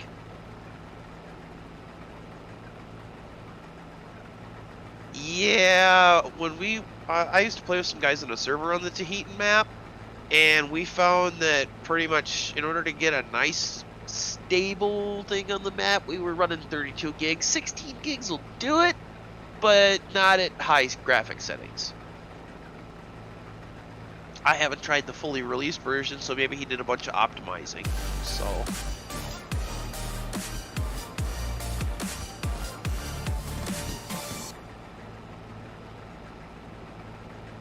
I've started tinkering around with the equipment again, because that's kind of what I did. I only released like 2 things, and I put them on my website, and I don't think people ever found them, so they kind of never really got circulated that much. But no, I've just abandoned my website. I don't think I've even updated it in about at least 10 years, because I was still in high school when I made that.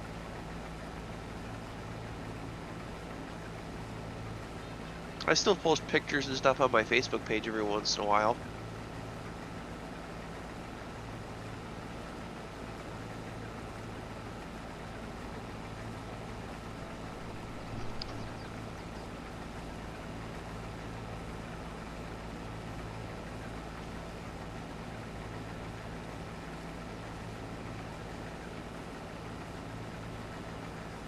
I did a little bit of map making.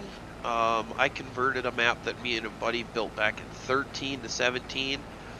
Started converting it to 19 and never finished it, and I'm probably not going to bother trying to convert it to 22. If I'm going to go through all that kind of work, I might as well just start over with a new map.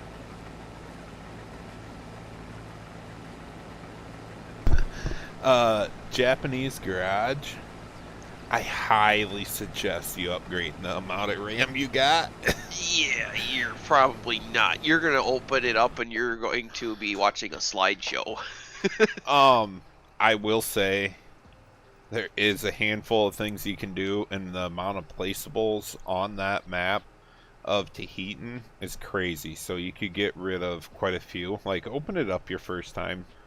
Do your fly around, run around, see everything you want. You could get rid of a lot of the placeables in there that would help you with FPS. You could cut down some trees in GE that would help you get rid of it. Like, delete some of the inside stuff of forest that won't really ruin the look and everything. I had to do it too on my laptop. And I am up to, what did I get? I thought I got 32 gigs of RAM. Yeah, I think I did. I'm averaging about 46, 47, running 32 gigs of RAM on a 3060 with a i9 9900K. On Tahitian? On Tahiti, yeah. Yeah, that was about what I had too for FPS. I mean, it is a tougher map to run, and we say it all the time. It's a DR map. And what we mean by that is the Extremely detailed. Detail. And he does his trees a certain way, and his areas are full of trees. Row crop. You're struggling a bit, man. And then just watch what you get for mods. That's huge. What you're buying for equipment, what you have all in one location and everything. And then with 22, you guys can close the doors on your sheds and hide so many of your mods, tractors, and all that. So Yeah, that definitely helped a lot with this game. Being able to hide, yes, unload equipment when it's sitting in a shed where you're not going to see it. make sure you shut the doors.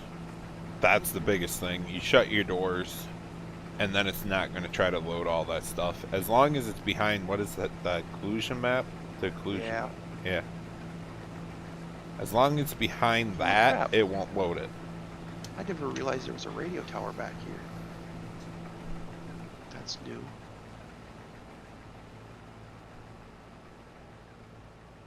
It's over here. Wow, I really need to just like hop on a four-wheeler and explore this map. I just found a whole bunch of stuff on Tahiti that I'd never seen before. Seriously? Yeah, I'm just driving along and I happen to turn around and I'm like, holy crap, there's a big grass field here up by the intersection with a radio tower in it that I never even knew was here. Wow, bro. Where the heck have you been? Sucking on a bottle of maple syrup. ODF, you better not have skipped that commercial. Otherwise, I'm going to start making you guys pay for memberships. Nice. I have ad-free YouTube, so. No, that's fine. I don't care. It ain't a big deal to me. For some reason, I don't know if I trust you.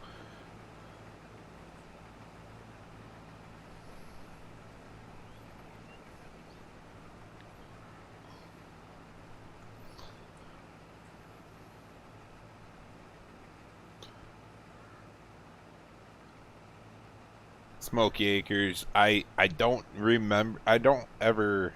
Let me say it this way. I don't know the file size of that map. But holy crap, Drosty has a talent there, dude. A 16x map detailed like that. And I mean, it is of what area was that? Saskatchewan? I can't even say it right. Saskatchewan? Yeah. I can say it because I'm from Canada. Mm-hmm.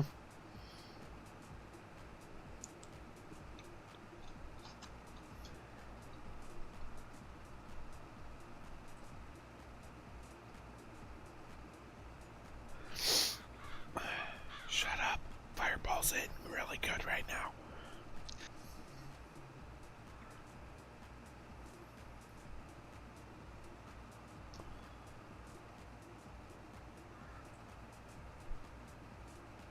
Yeah, but it's the whole Wan part at the end. Saskatchewan. You stop at the Saskatchewan, where was it Squatch, again? and you got to put an E in there. Not like we did last night, Monica. I got Christmas tomorrow that I actually got to wake up for.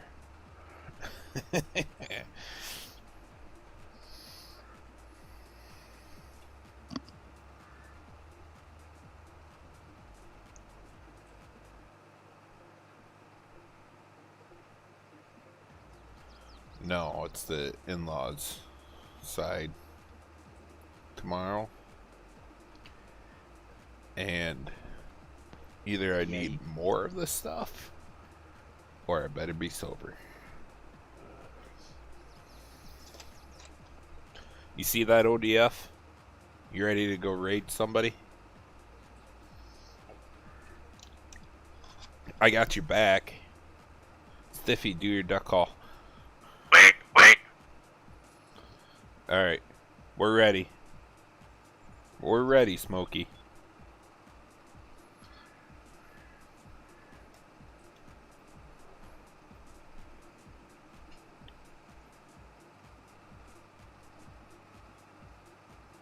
I'm just waiting for Stiffy to get kicked out of kicked out of the chat. We'll call it Quack Division. Well, Legacy's around here somewhere. We don't know where, but Oh, is he hiding in one of the special rooms that I can't see because I'm not special? Well, I'm special, but not that kind of special. yeah, you're that kind of. No, you're not that kind of special. But no, I don't think he's hiding in any other room. Otherwise, he would have popped in already. He just must be on his phone or something. I didn't say I was on your back. All right, somebody just got kicked out. What happened? God dang it. You gave him ideas. No, I'm pretty sure that was Tillman. Oh. Nope, it was Legacy.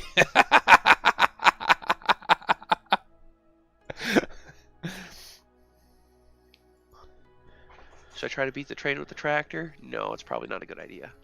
Oh, I forgot. There's really long trains in this map. Well, I'm going to take a nap. Uh-huh. I think I got my taxes in here. Might as well start reading. What? I can't claim maple syrup on my taxes, but it's a business expense.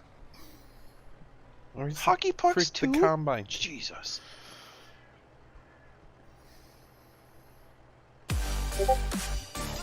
Brother Farmer coming in with the sub.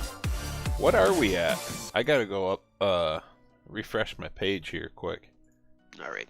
Now we continue. Dashboard, refresh. Ooh, boy, we're down to 69 subscribers. Giggity. I ain't even kidding. We might just stop right here and call it a day. I mean, with such a perfectly round number. It is perfect. Right here. If you guys haven't already, make sure you share the stream. I don't know how long we're going tonight. It's already 10 o'clock. We're feeling God good. dang it. We're on a train here, so. I forgot to post a link on my Facebook page for your stream tonight. Come on, bro. We could have had more. Thanks, Tillman. Thanks. Uh-oh. Here's the duck. Wait. Sir quacks a lot.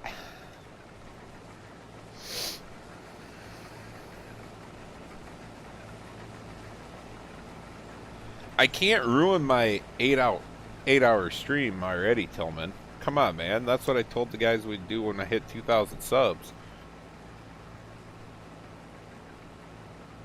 It's getting close. 1.92. I'm at 19. What'd I say? 69? Yeah, so You said 19. 2,000. Yeah. Well, so 1931. you got 61 or 69 subscribers.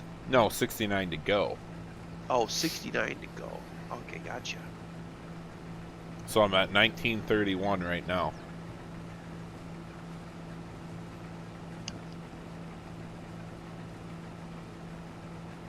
A little longer, Tillman? Don't you gotta, like, go to bed or something, bro? He's just afraid of being all alone. Payson, how's it going, His dude? thoughts. Oh, there he is. He ruined it. Now we definitely gotta end the stream. That guy's here. No, it ain't end the stream. It's just I need 68 more. So Payson, make sure you tell your friends to sub quick. We hit 2,000 subs on this channel before New Year's. I'll make sure I do a stream, like an 8-hour stream, 12-hour stream, or something crazy. 24-hour drunk live stream. You're only at 270 what? Oh, wait. ODF. Yeah, you messed up the 69.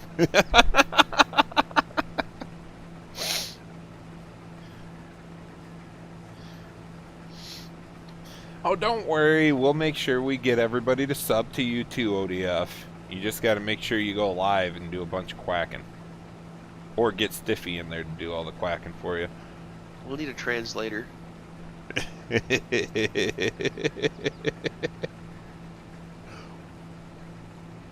Are you wood duck or waterfowl? Mm.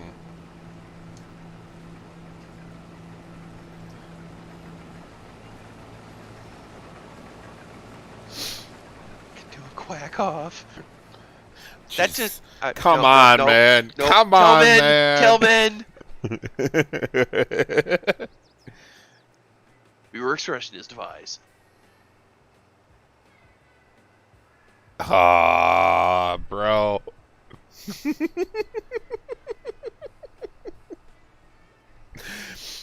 This is why we can't have nice things. Well, when YouTube algorithm tells me I have a copyright claim for songs that they literally have in their library, and I have to do a manual review and submit it and make a person actually listen to it, and they go, oh yeah, that's already in our license agreement, so don't worry about it, you're good to go. And then you guys are sitting here saying do a quack off? Quack on, quack off, the quacker. Wax on? Wax off. From the original Teenage Mutant Ninja Turtles movies. Yup. The first two. The third and fourth are not worth it. And I'm talking original, like the 90s. We're talking the dudes in suits, not the CGI. Correct. And the dudes in suits. One of the dudes in the suits was actually the pizza guy, too, if you knew that or not. You remember that little kid? He drove. He didn't deliver the pizza on the moped. He was the pizza guy that wanted to help the Ninja Turtles. Oh, gotcha.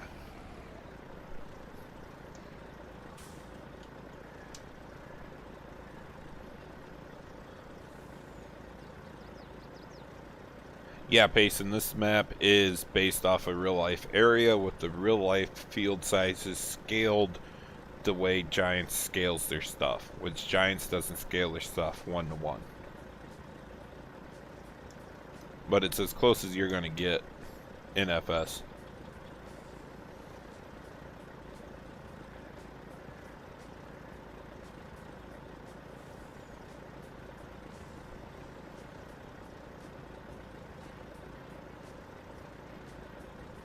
Oh, Tillman, you better, if you don't get those VHS, you better give me his address, because I will go get them.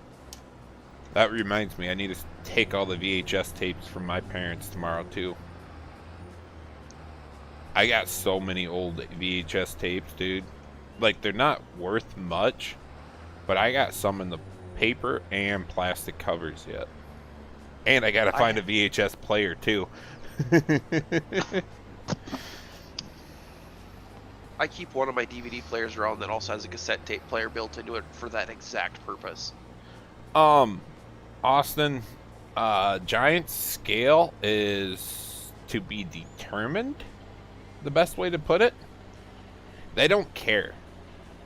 Their yield per acre is not correct.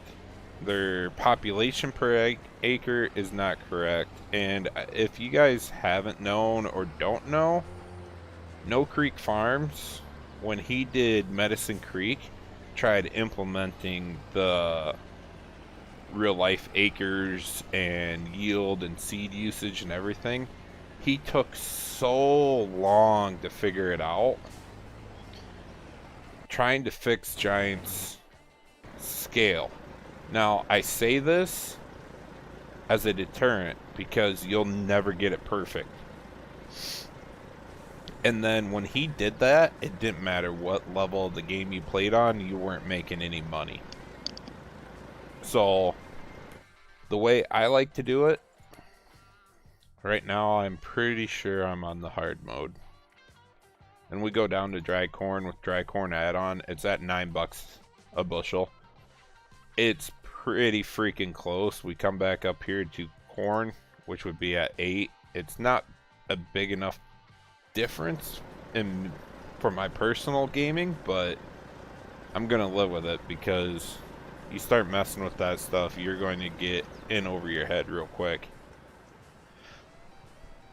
The way the game reads bushels per acre is actually not correct.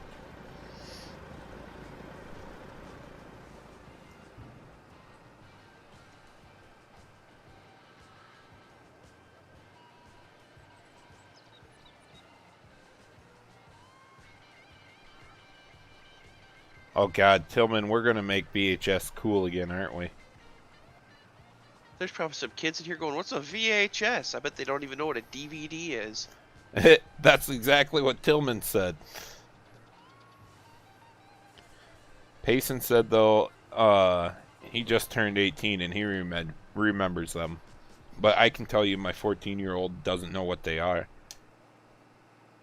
I mean, he had DVDs when he was young. But, like... You know what my first form of mobile, like, music was? A Walkman. Really? Yeah, I had a Walkman when I was a kid. How old are you? 27. Oh, shit, I didn't know you were that old. Yeah. I thought you were like... You sound like you're 20. No, I'm 27. I'll be turning 28 here on the 28th. This year's my golden birthday. I should say 20th of January. It don't mean shit, dude. They don't do nothing for you. Nope. I took the whole week off of work to relax. So, that's about it. It just gives you an excuse to take a week off work. That's it. Yeah. Well, it's slow right now. All we're doing is inventory, and that's bored. Nope. How many disc blades do I have? Nope. I don't stay there for that. Well, I work in parts, so that's kind of my job. Right, but...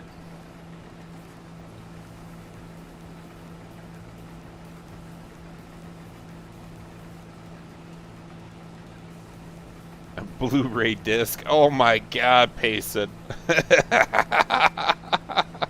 We're bringing out... as much as gold. Dude, we're bringing out the freaking cobwebs on this one. Jeez. Blu-rays aren't old. I mean, that you can still buy Blu-rays. I mean, yeah, a lot of stuff I guess is going to digital download, but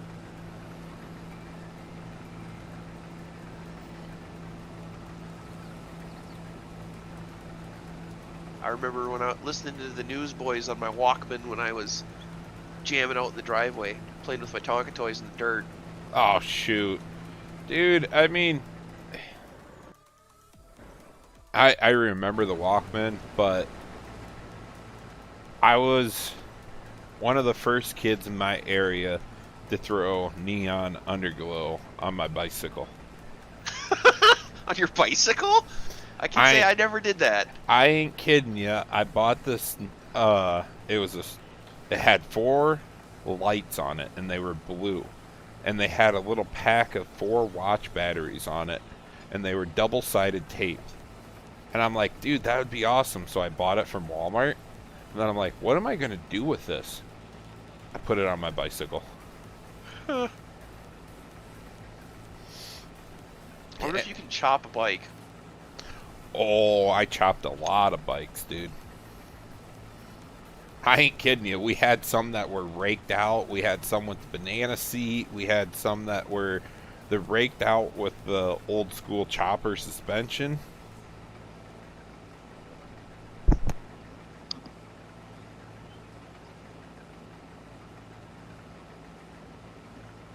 Yeah, playing cards in the spokes, so it sounded like you had a motor. Pop cans will do that too.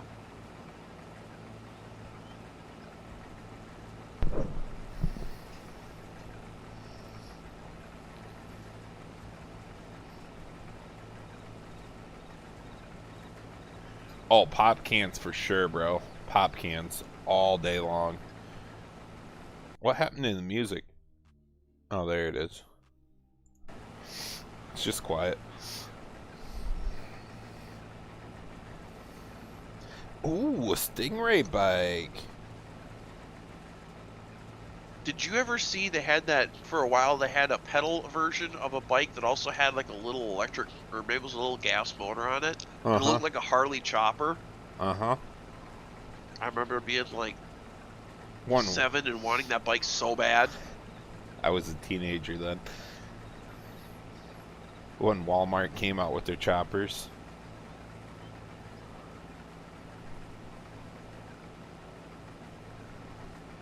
No, dude, I did a lot of BMX back in the day, and then I got into skateboarding, and one of my buddies convinced his dad to make a small half pipe. It was nothing big. I mean, it was like a 4 or 5 foot half pipe. I can't even remember. The first time I went down there, yeah, my ass hurt. And then I was like, okay, let's try this. I'm gonna get this. I'm gonna get this. After the 10th try of not getting the drop in, I was done.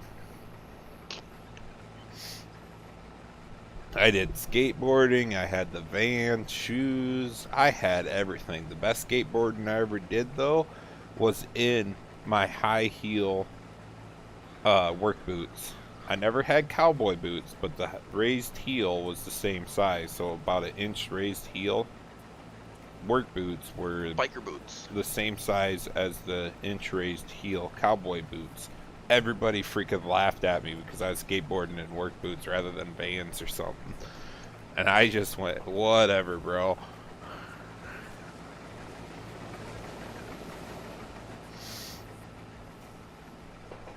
I mean, that was the era I grew up in. We were watching X Games left and right, you know, and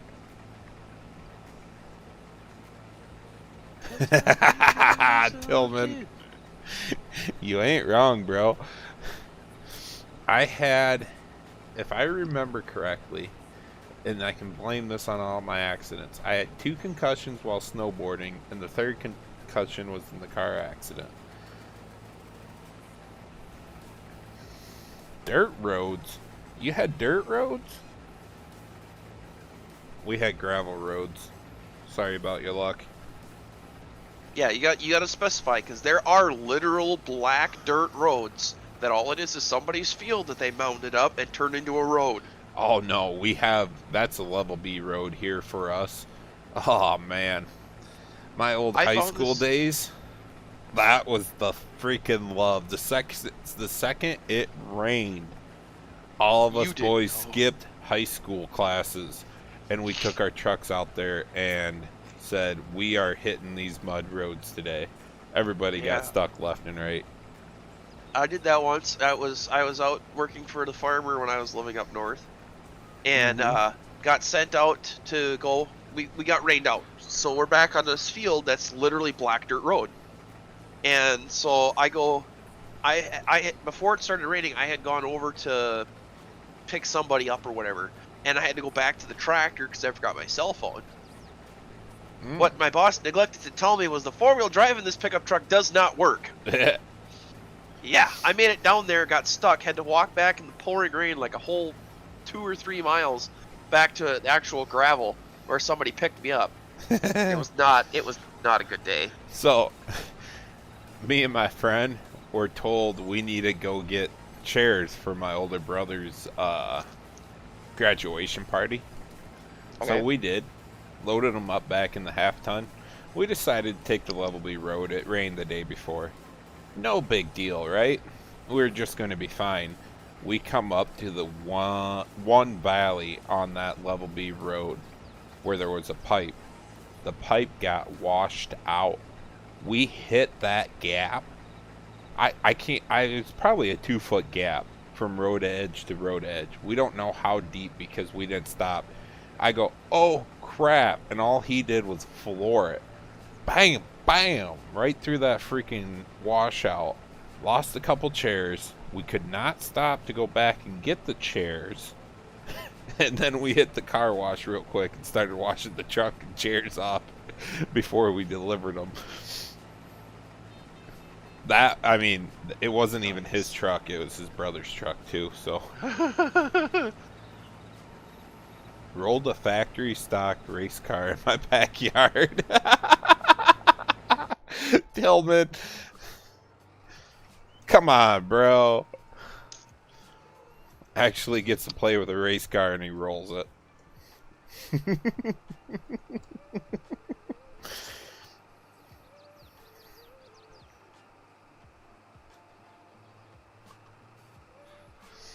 Oh, brother farmer dude, you have no idea. Alright, so I can say my dad lived the best era, and he's like 65-ish. So he was in high school in the 70s, 80s. He graduated in 74. Yeah. And then in the 80s was the best time ever because the American muscle cars were cheap. He literally told, a friend of his literally told me a story. They were out drag racing old Dodge Charger with the Hemi in it, and the Hemi blew up. You know what they did that night? They literally went home, hung the engine from a tree in the yard, pulled the engine out, and shoved the new Hemi in there. It was nothing to have a couple engines just sitting around back in the day. And I'm like, yep, that was the era I wanted to live in. Oh yeah, that's why I primarily, I mean right now my daily driver is a fairly new car, but you can't beat the versatility and ease of repair on an old vehicle. No, and that's why I have a 02 Cummins, dude. I mean, like, seriously, I don't need anything. Really, my thing is like 06 and older at the most. And Yeah. even my 02 with the computers it has in it, it's annoying because you can hardly even find them. Now, if it was up to me, and this is what I plan on doing, I want to be stockpiling some of these old trucks. I mean, like, have 5 of each, because then you got the parts, and then as long as you got the computer flasher to flash the parts, you're golden.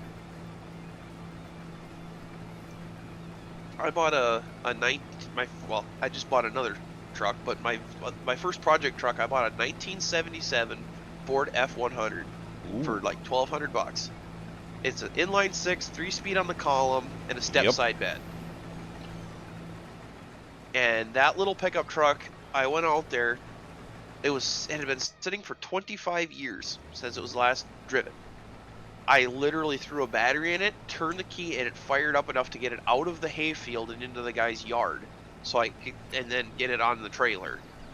Got it home, rebuilt the single barrel carburetor, drove it for 2 years without any trouble. Mm-hmm.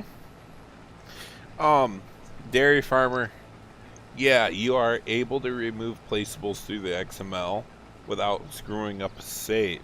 But what I'm going to tell you right now is the placeable XML is saved in your save game files. So therefore, if you're going to edit a save game, you have to go into wherever your farming simulator is installed. Where your mods folder is. Correct. And edit that save game, placeable.xml. Now what I'm going to tell you to do, if it's something you definitely want to get rid of out of the map in case you start a new save, make sure you do it also with the map placeable XML.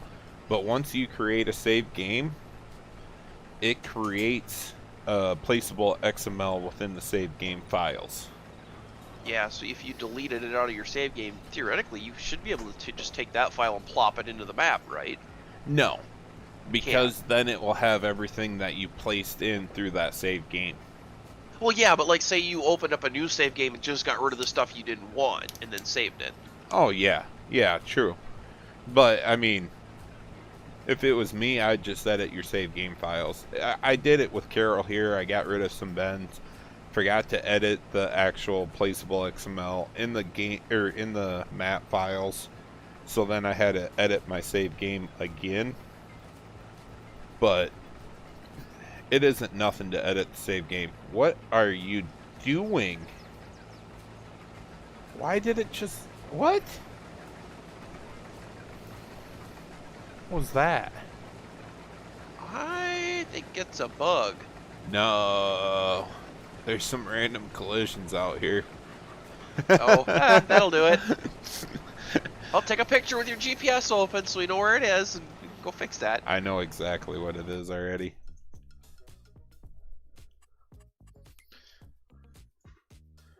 It's the store and animal dealer. Just out in the middle of a random field. I suppose he probably hasn't gotten them set up yet in the No, maps. it is now, but it wasn't when this one was made. Oh, gotcha.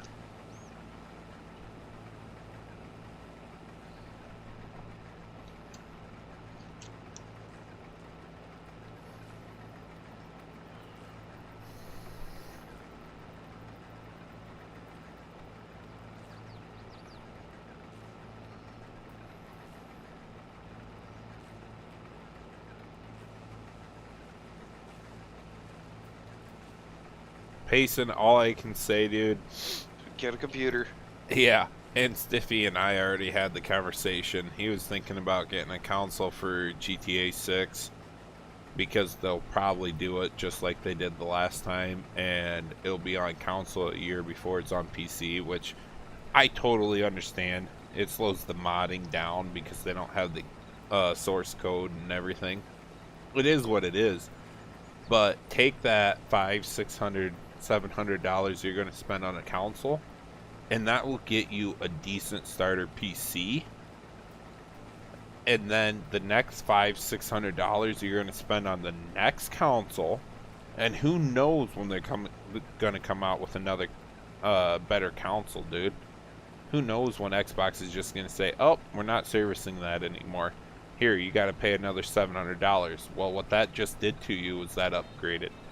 And I'm going to tell you something, Payson.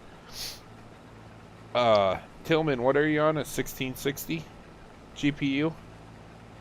Yeah, the Farm Sim does not take a lot. A 1660 will easily run Farming Simulator. On high, even. My laptop has a 1660 Ti in it. And it plays Farm Sim at max graphics. My laptop was only at 8 gigs, though. So that's what I'm trying to say, is that with a 1660 and I had a Intel 7 processor in that one, if I had more than 8 gigs of RAM, FarmSub would have ran fine on, I would say, medium.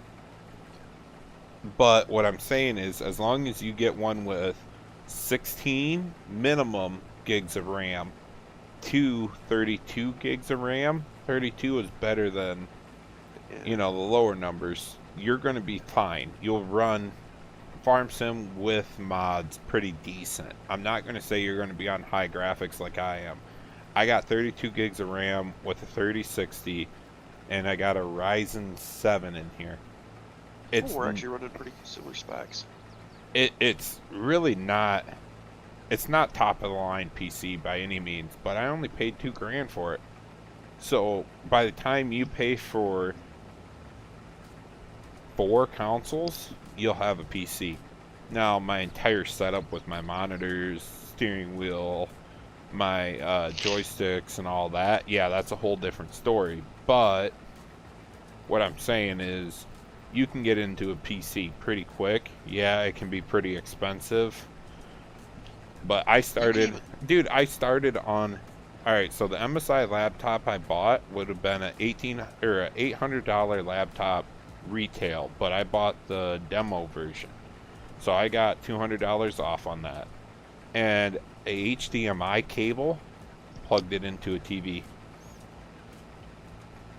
The other thing you can look at too is like Facebook Marketplace. Sometimes you can snatch up some really good deals. Uh-huh. And Farm Sim is one of the worst games to compare because she's a hog, dude. Very, and I wouldn't say graphic intensive. It's a lot more CPU and memory bound. It is. Because there's so many calculations that are involved with this game. It is not an optimized game by any means, guys. And that's the one thing you got to remember. Better than Starfield. Is it? Oh, yeah. Starfield is, like, I'll be playing it, I'll be walking along, and also my audio just cuts out. And then I'll freeze for like 2 seconds. And then I'll start playing again.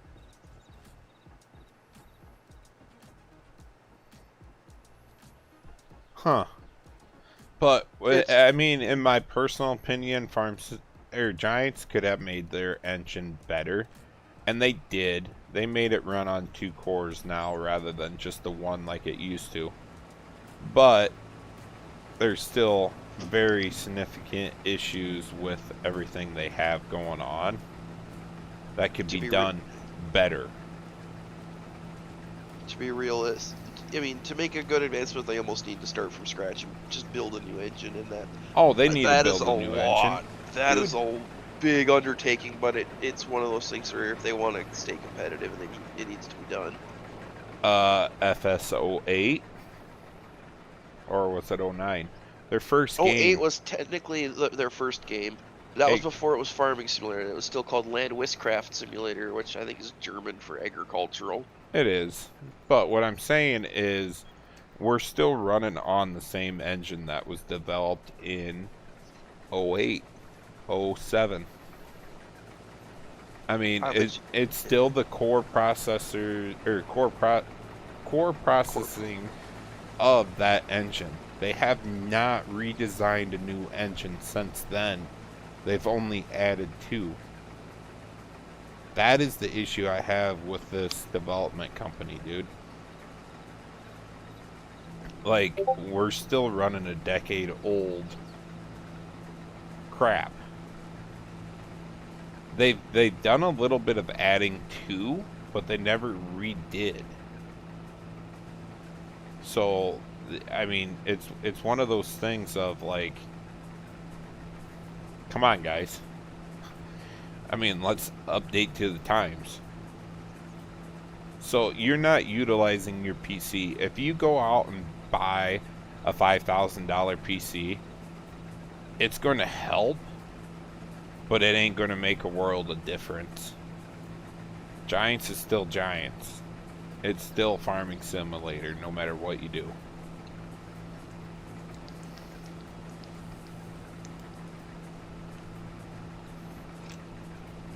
And I can say this because I played FS11. I had ever since FS11, I've been playing the game. FS11 was the shortest game I ever played because I got it right before 13 came out. Yeah, not gonna lie, pirated FS09 because you couldn't buy it around here. No. Then I bought FS11, and then I got 13 for Christmas. 17, 19, 22 I bought with my own money. Yep. I didn't buy this. I bought this PC I got now and the monitors a year ago. So, like, I had the steering wheel, pedals, the shifter before that.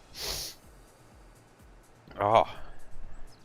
But, You're yeah, I'm coming down to something, I know. you're lucky you never had to deal with having to completely swap out a map file in your game directory in order to play on a different map than the base game. And Because bullshit. FS11 was the first farm sim where you could actually put mod map folders into your mods folder and the Oh, game would you're actually right. recognize them. You're right. Yep. Because 09, if you wanted to play on a different map, you had to download it, you had to go into your game files, remove the map, and then place your map files in there, and pray to the high heavens that you didn't mess anything up.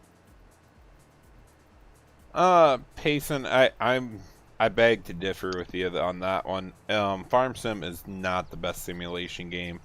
Farm Sim is more of an arcade game than a simulation game.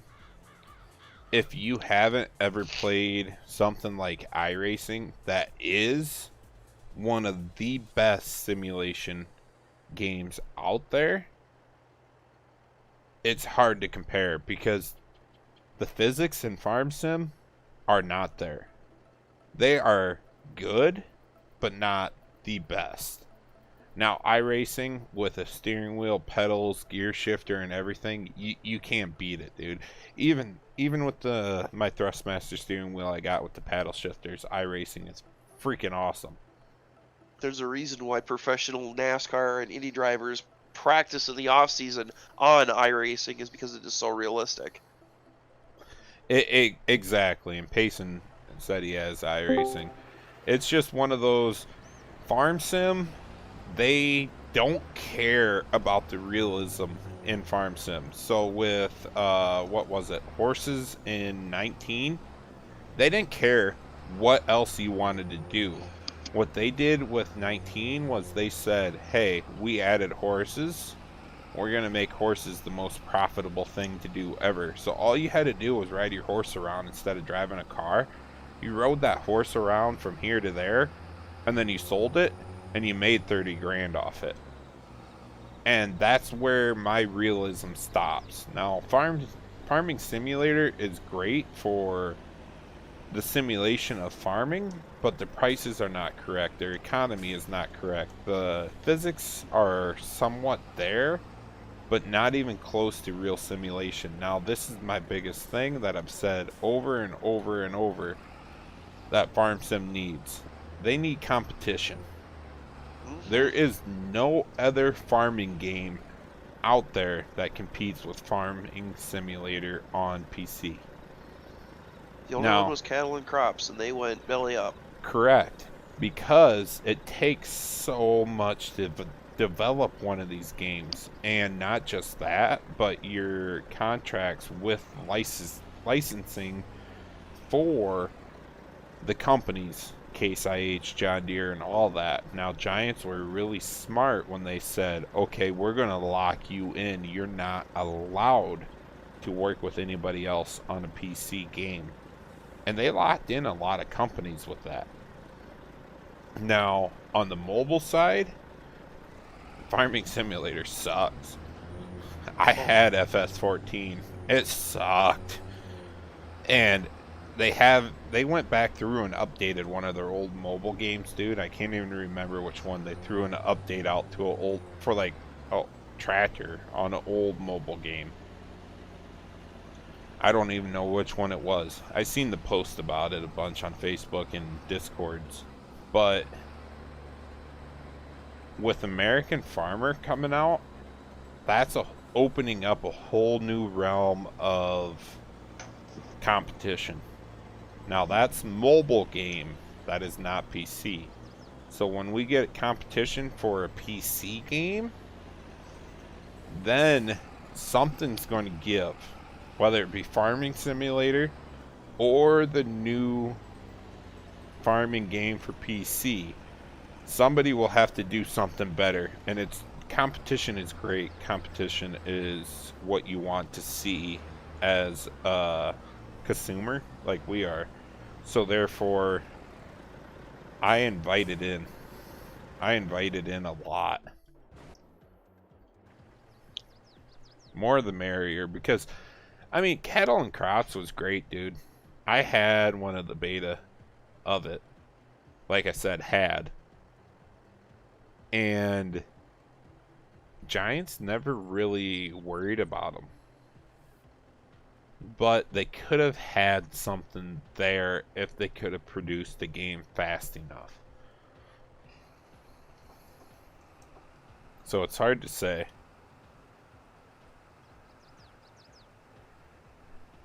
Payson, I never played the F1 game. Which one are you talking about there? Maybe I'm not too big into the F1 racing. I'm like more of the dirt track guy.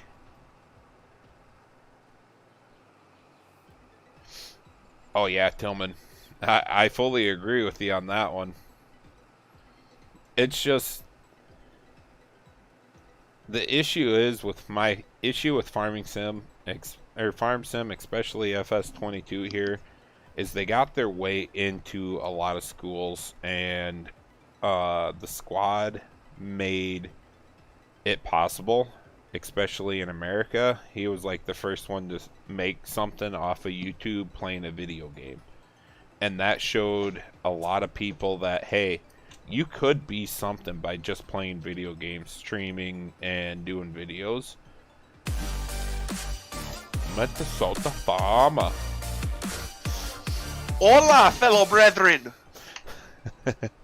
But my biggest thing I have with it is it does teach you about economy, managing money, and everything. And that's what they were pushing, like, in schools and stuff. Like, it isn't that bad for people to play games like this. It isn't the end of the world. But it's not realistic enough for me, an old farmer. It's not realistic enough. And this game would be nothing without the modders. I mean, Oh no. Stiffy, you remember playing the very first games, and like you said, you had to work your ass off to get mods in, and then it was like, I played the same map for 2 years waiting for the game to come out with another map, and it was the same freaking map, just a little different clothing on it. Yep. Yeah, it was different.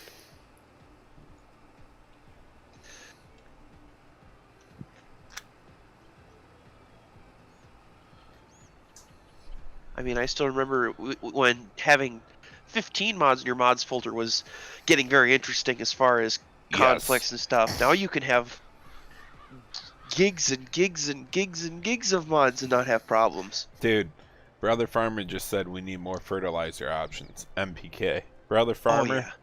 I'm going to tell you right now, we had that in FS15 as a mod. Yep. Soil mod. You had that was like a game changer. It was, but the reason Farming Simulator, aka Giants, never took that in, you gotta be shitting me. They never took that in like they did Seasons from 17 and 19 due to the fact of how hard it would be for people to play with that. So what I mean is, it took a lot with the soil map or the soil mod to be able to get your crops to yield good. It took a lot to learn that mod, but it was a game changer. Oh yeah, it was absolutely awesome, and I really miss it. Yep.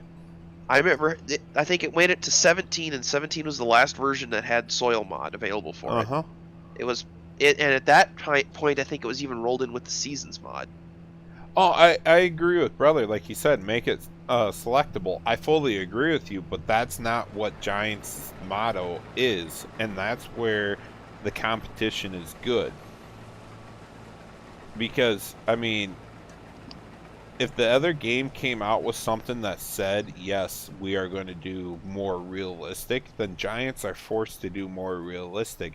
But instead of losing their arcade feel, they would make it selectable. And that is correct. And that goes for any mod maker. Make it selectable, because then people can choose yes or no. But there's no competition. Why do Giants have to do anything? They don't. They own the market for a farming simulator game. They are I think the only one on PC that does it this good.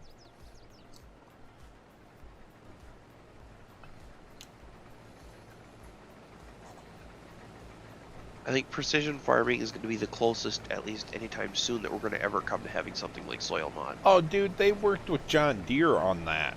That Yeah, wasn't John Deere and a institute from some humanitarian institute.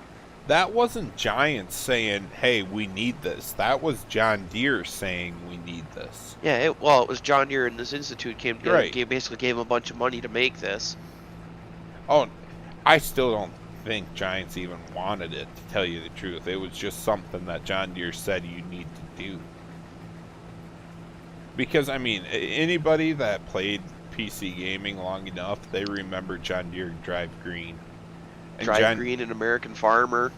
John Deere said, John Deere American farmer. we are not going to let you be the only one doing this. We are going to build our own game. They built their own game. It was a pretty good game back then, dude. Yeah, for what it was. But honestly, I think that game came out in like 05 before Farming Simulator even came out. Wait, Tillman DR's in here? That Yeah, was who he's came sitting in here.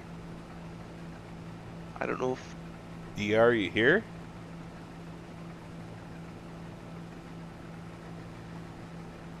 Oh, yeah, brother farmer, dude.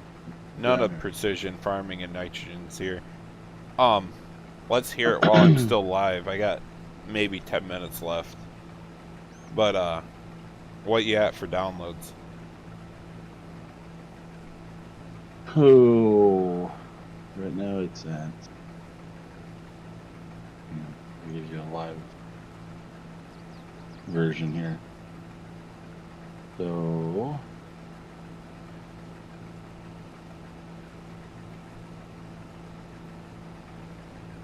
Between the two, it's at 4,627. Bro, I was right. It would reach over 4,000 in 24 hours. Ah. Thank you. Thank you, guys. I can't say it enough. 5. What's that?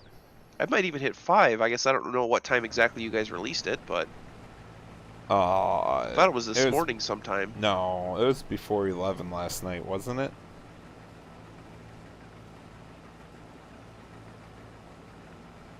Thanks, Payson. I appreciate it, dude. Someone says he thought it was about 7.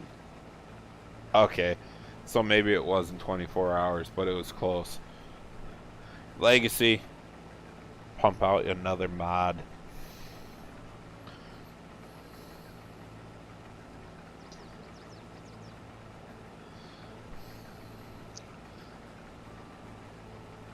I didn't know he was lurking that long in here. He can go sheetrock his house. Or however that's going. Alright, 8:30 last night.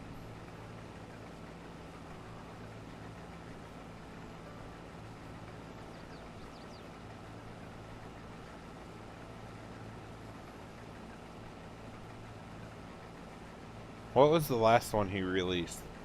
His, the open shed with the shop on it, right? What do you call that, Legacy?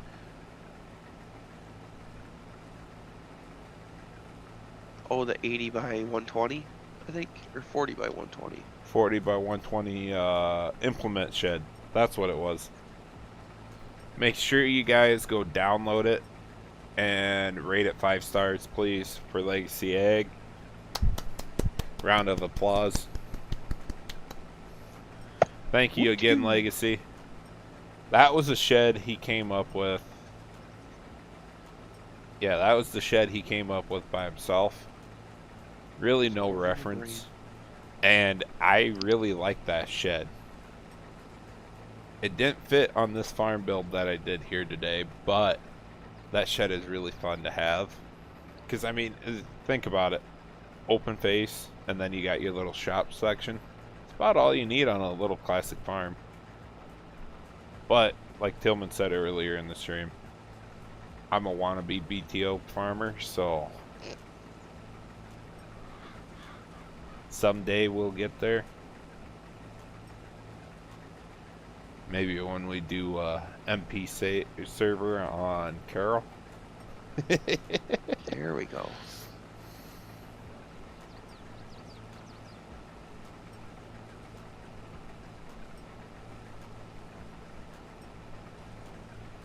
What you got, brother farmer? I mean, JMF made it happen. And I told you guys how to do it, so ask the question.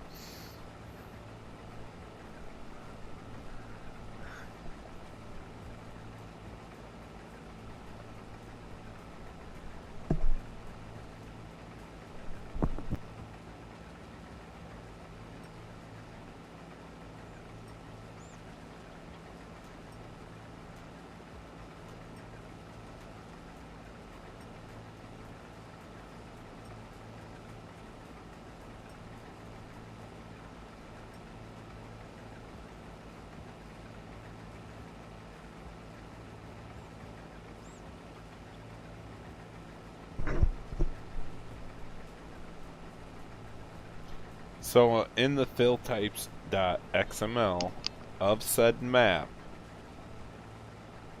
alright,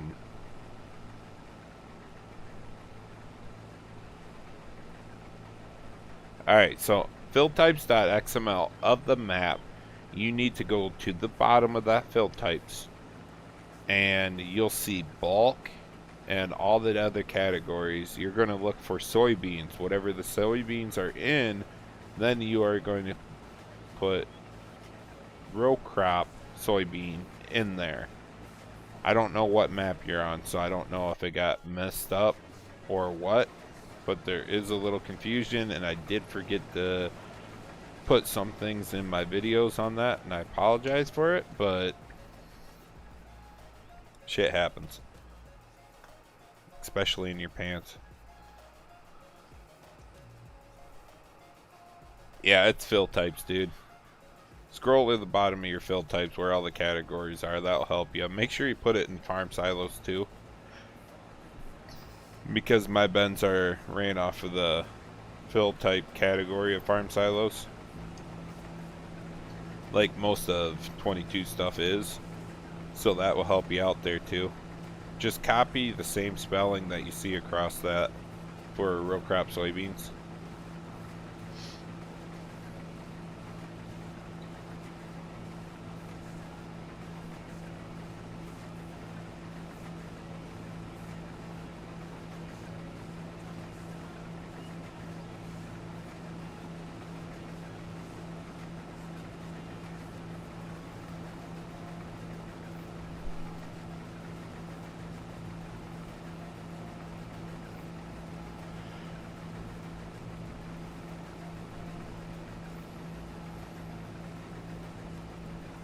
I haven't seen ODF for a while. What happened to him? Legacy time him out or what?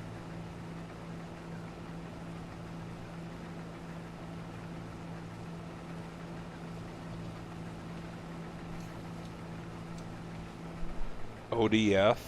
The duck? The quack quack? Okay, I got it. I got it. I got it.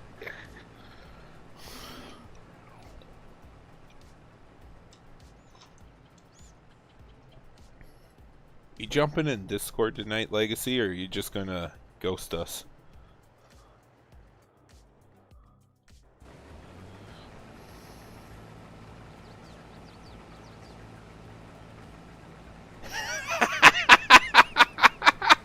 For 86,000 seconds.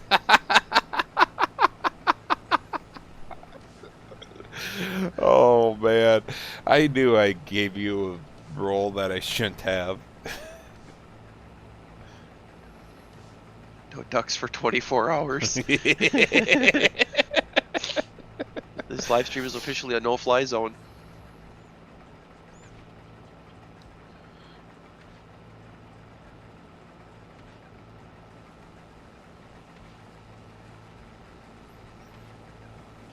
Oh, I know his main account's still on.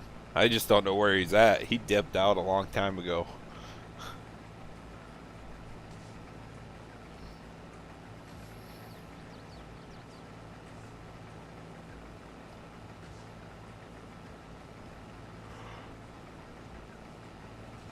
Holy shit.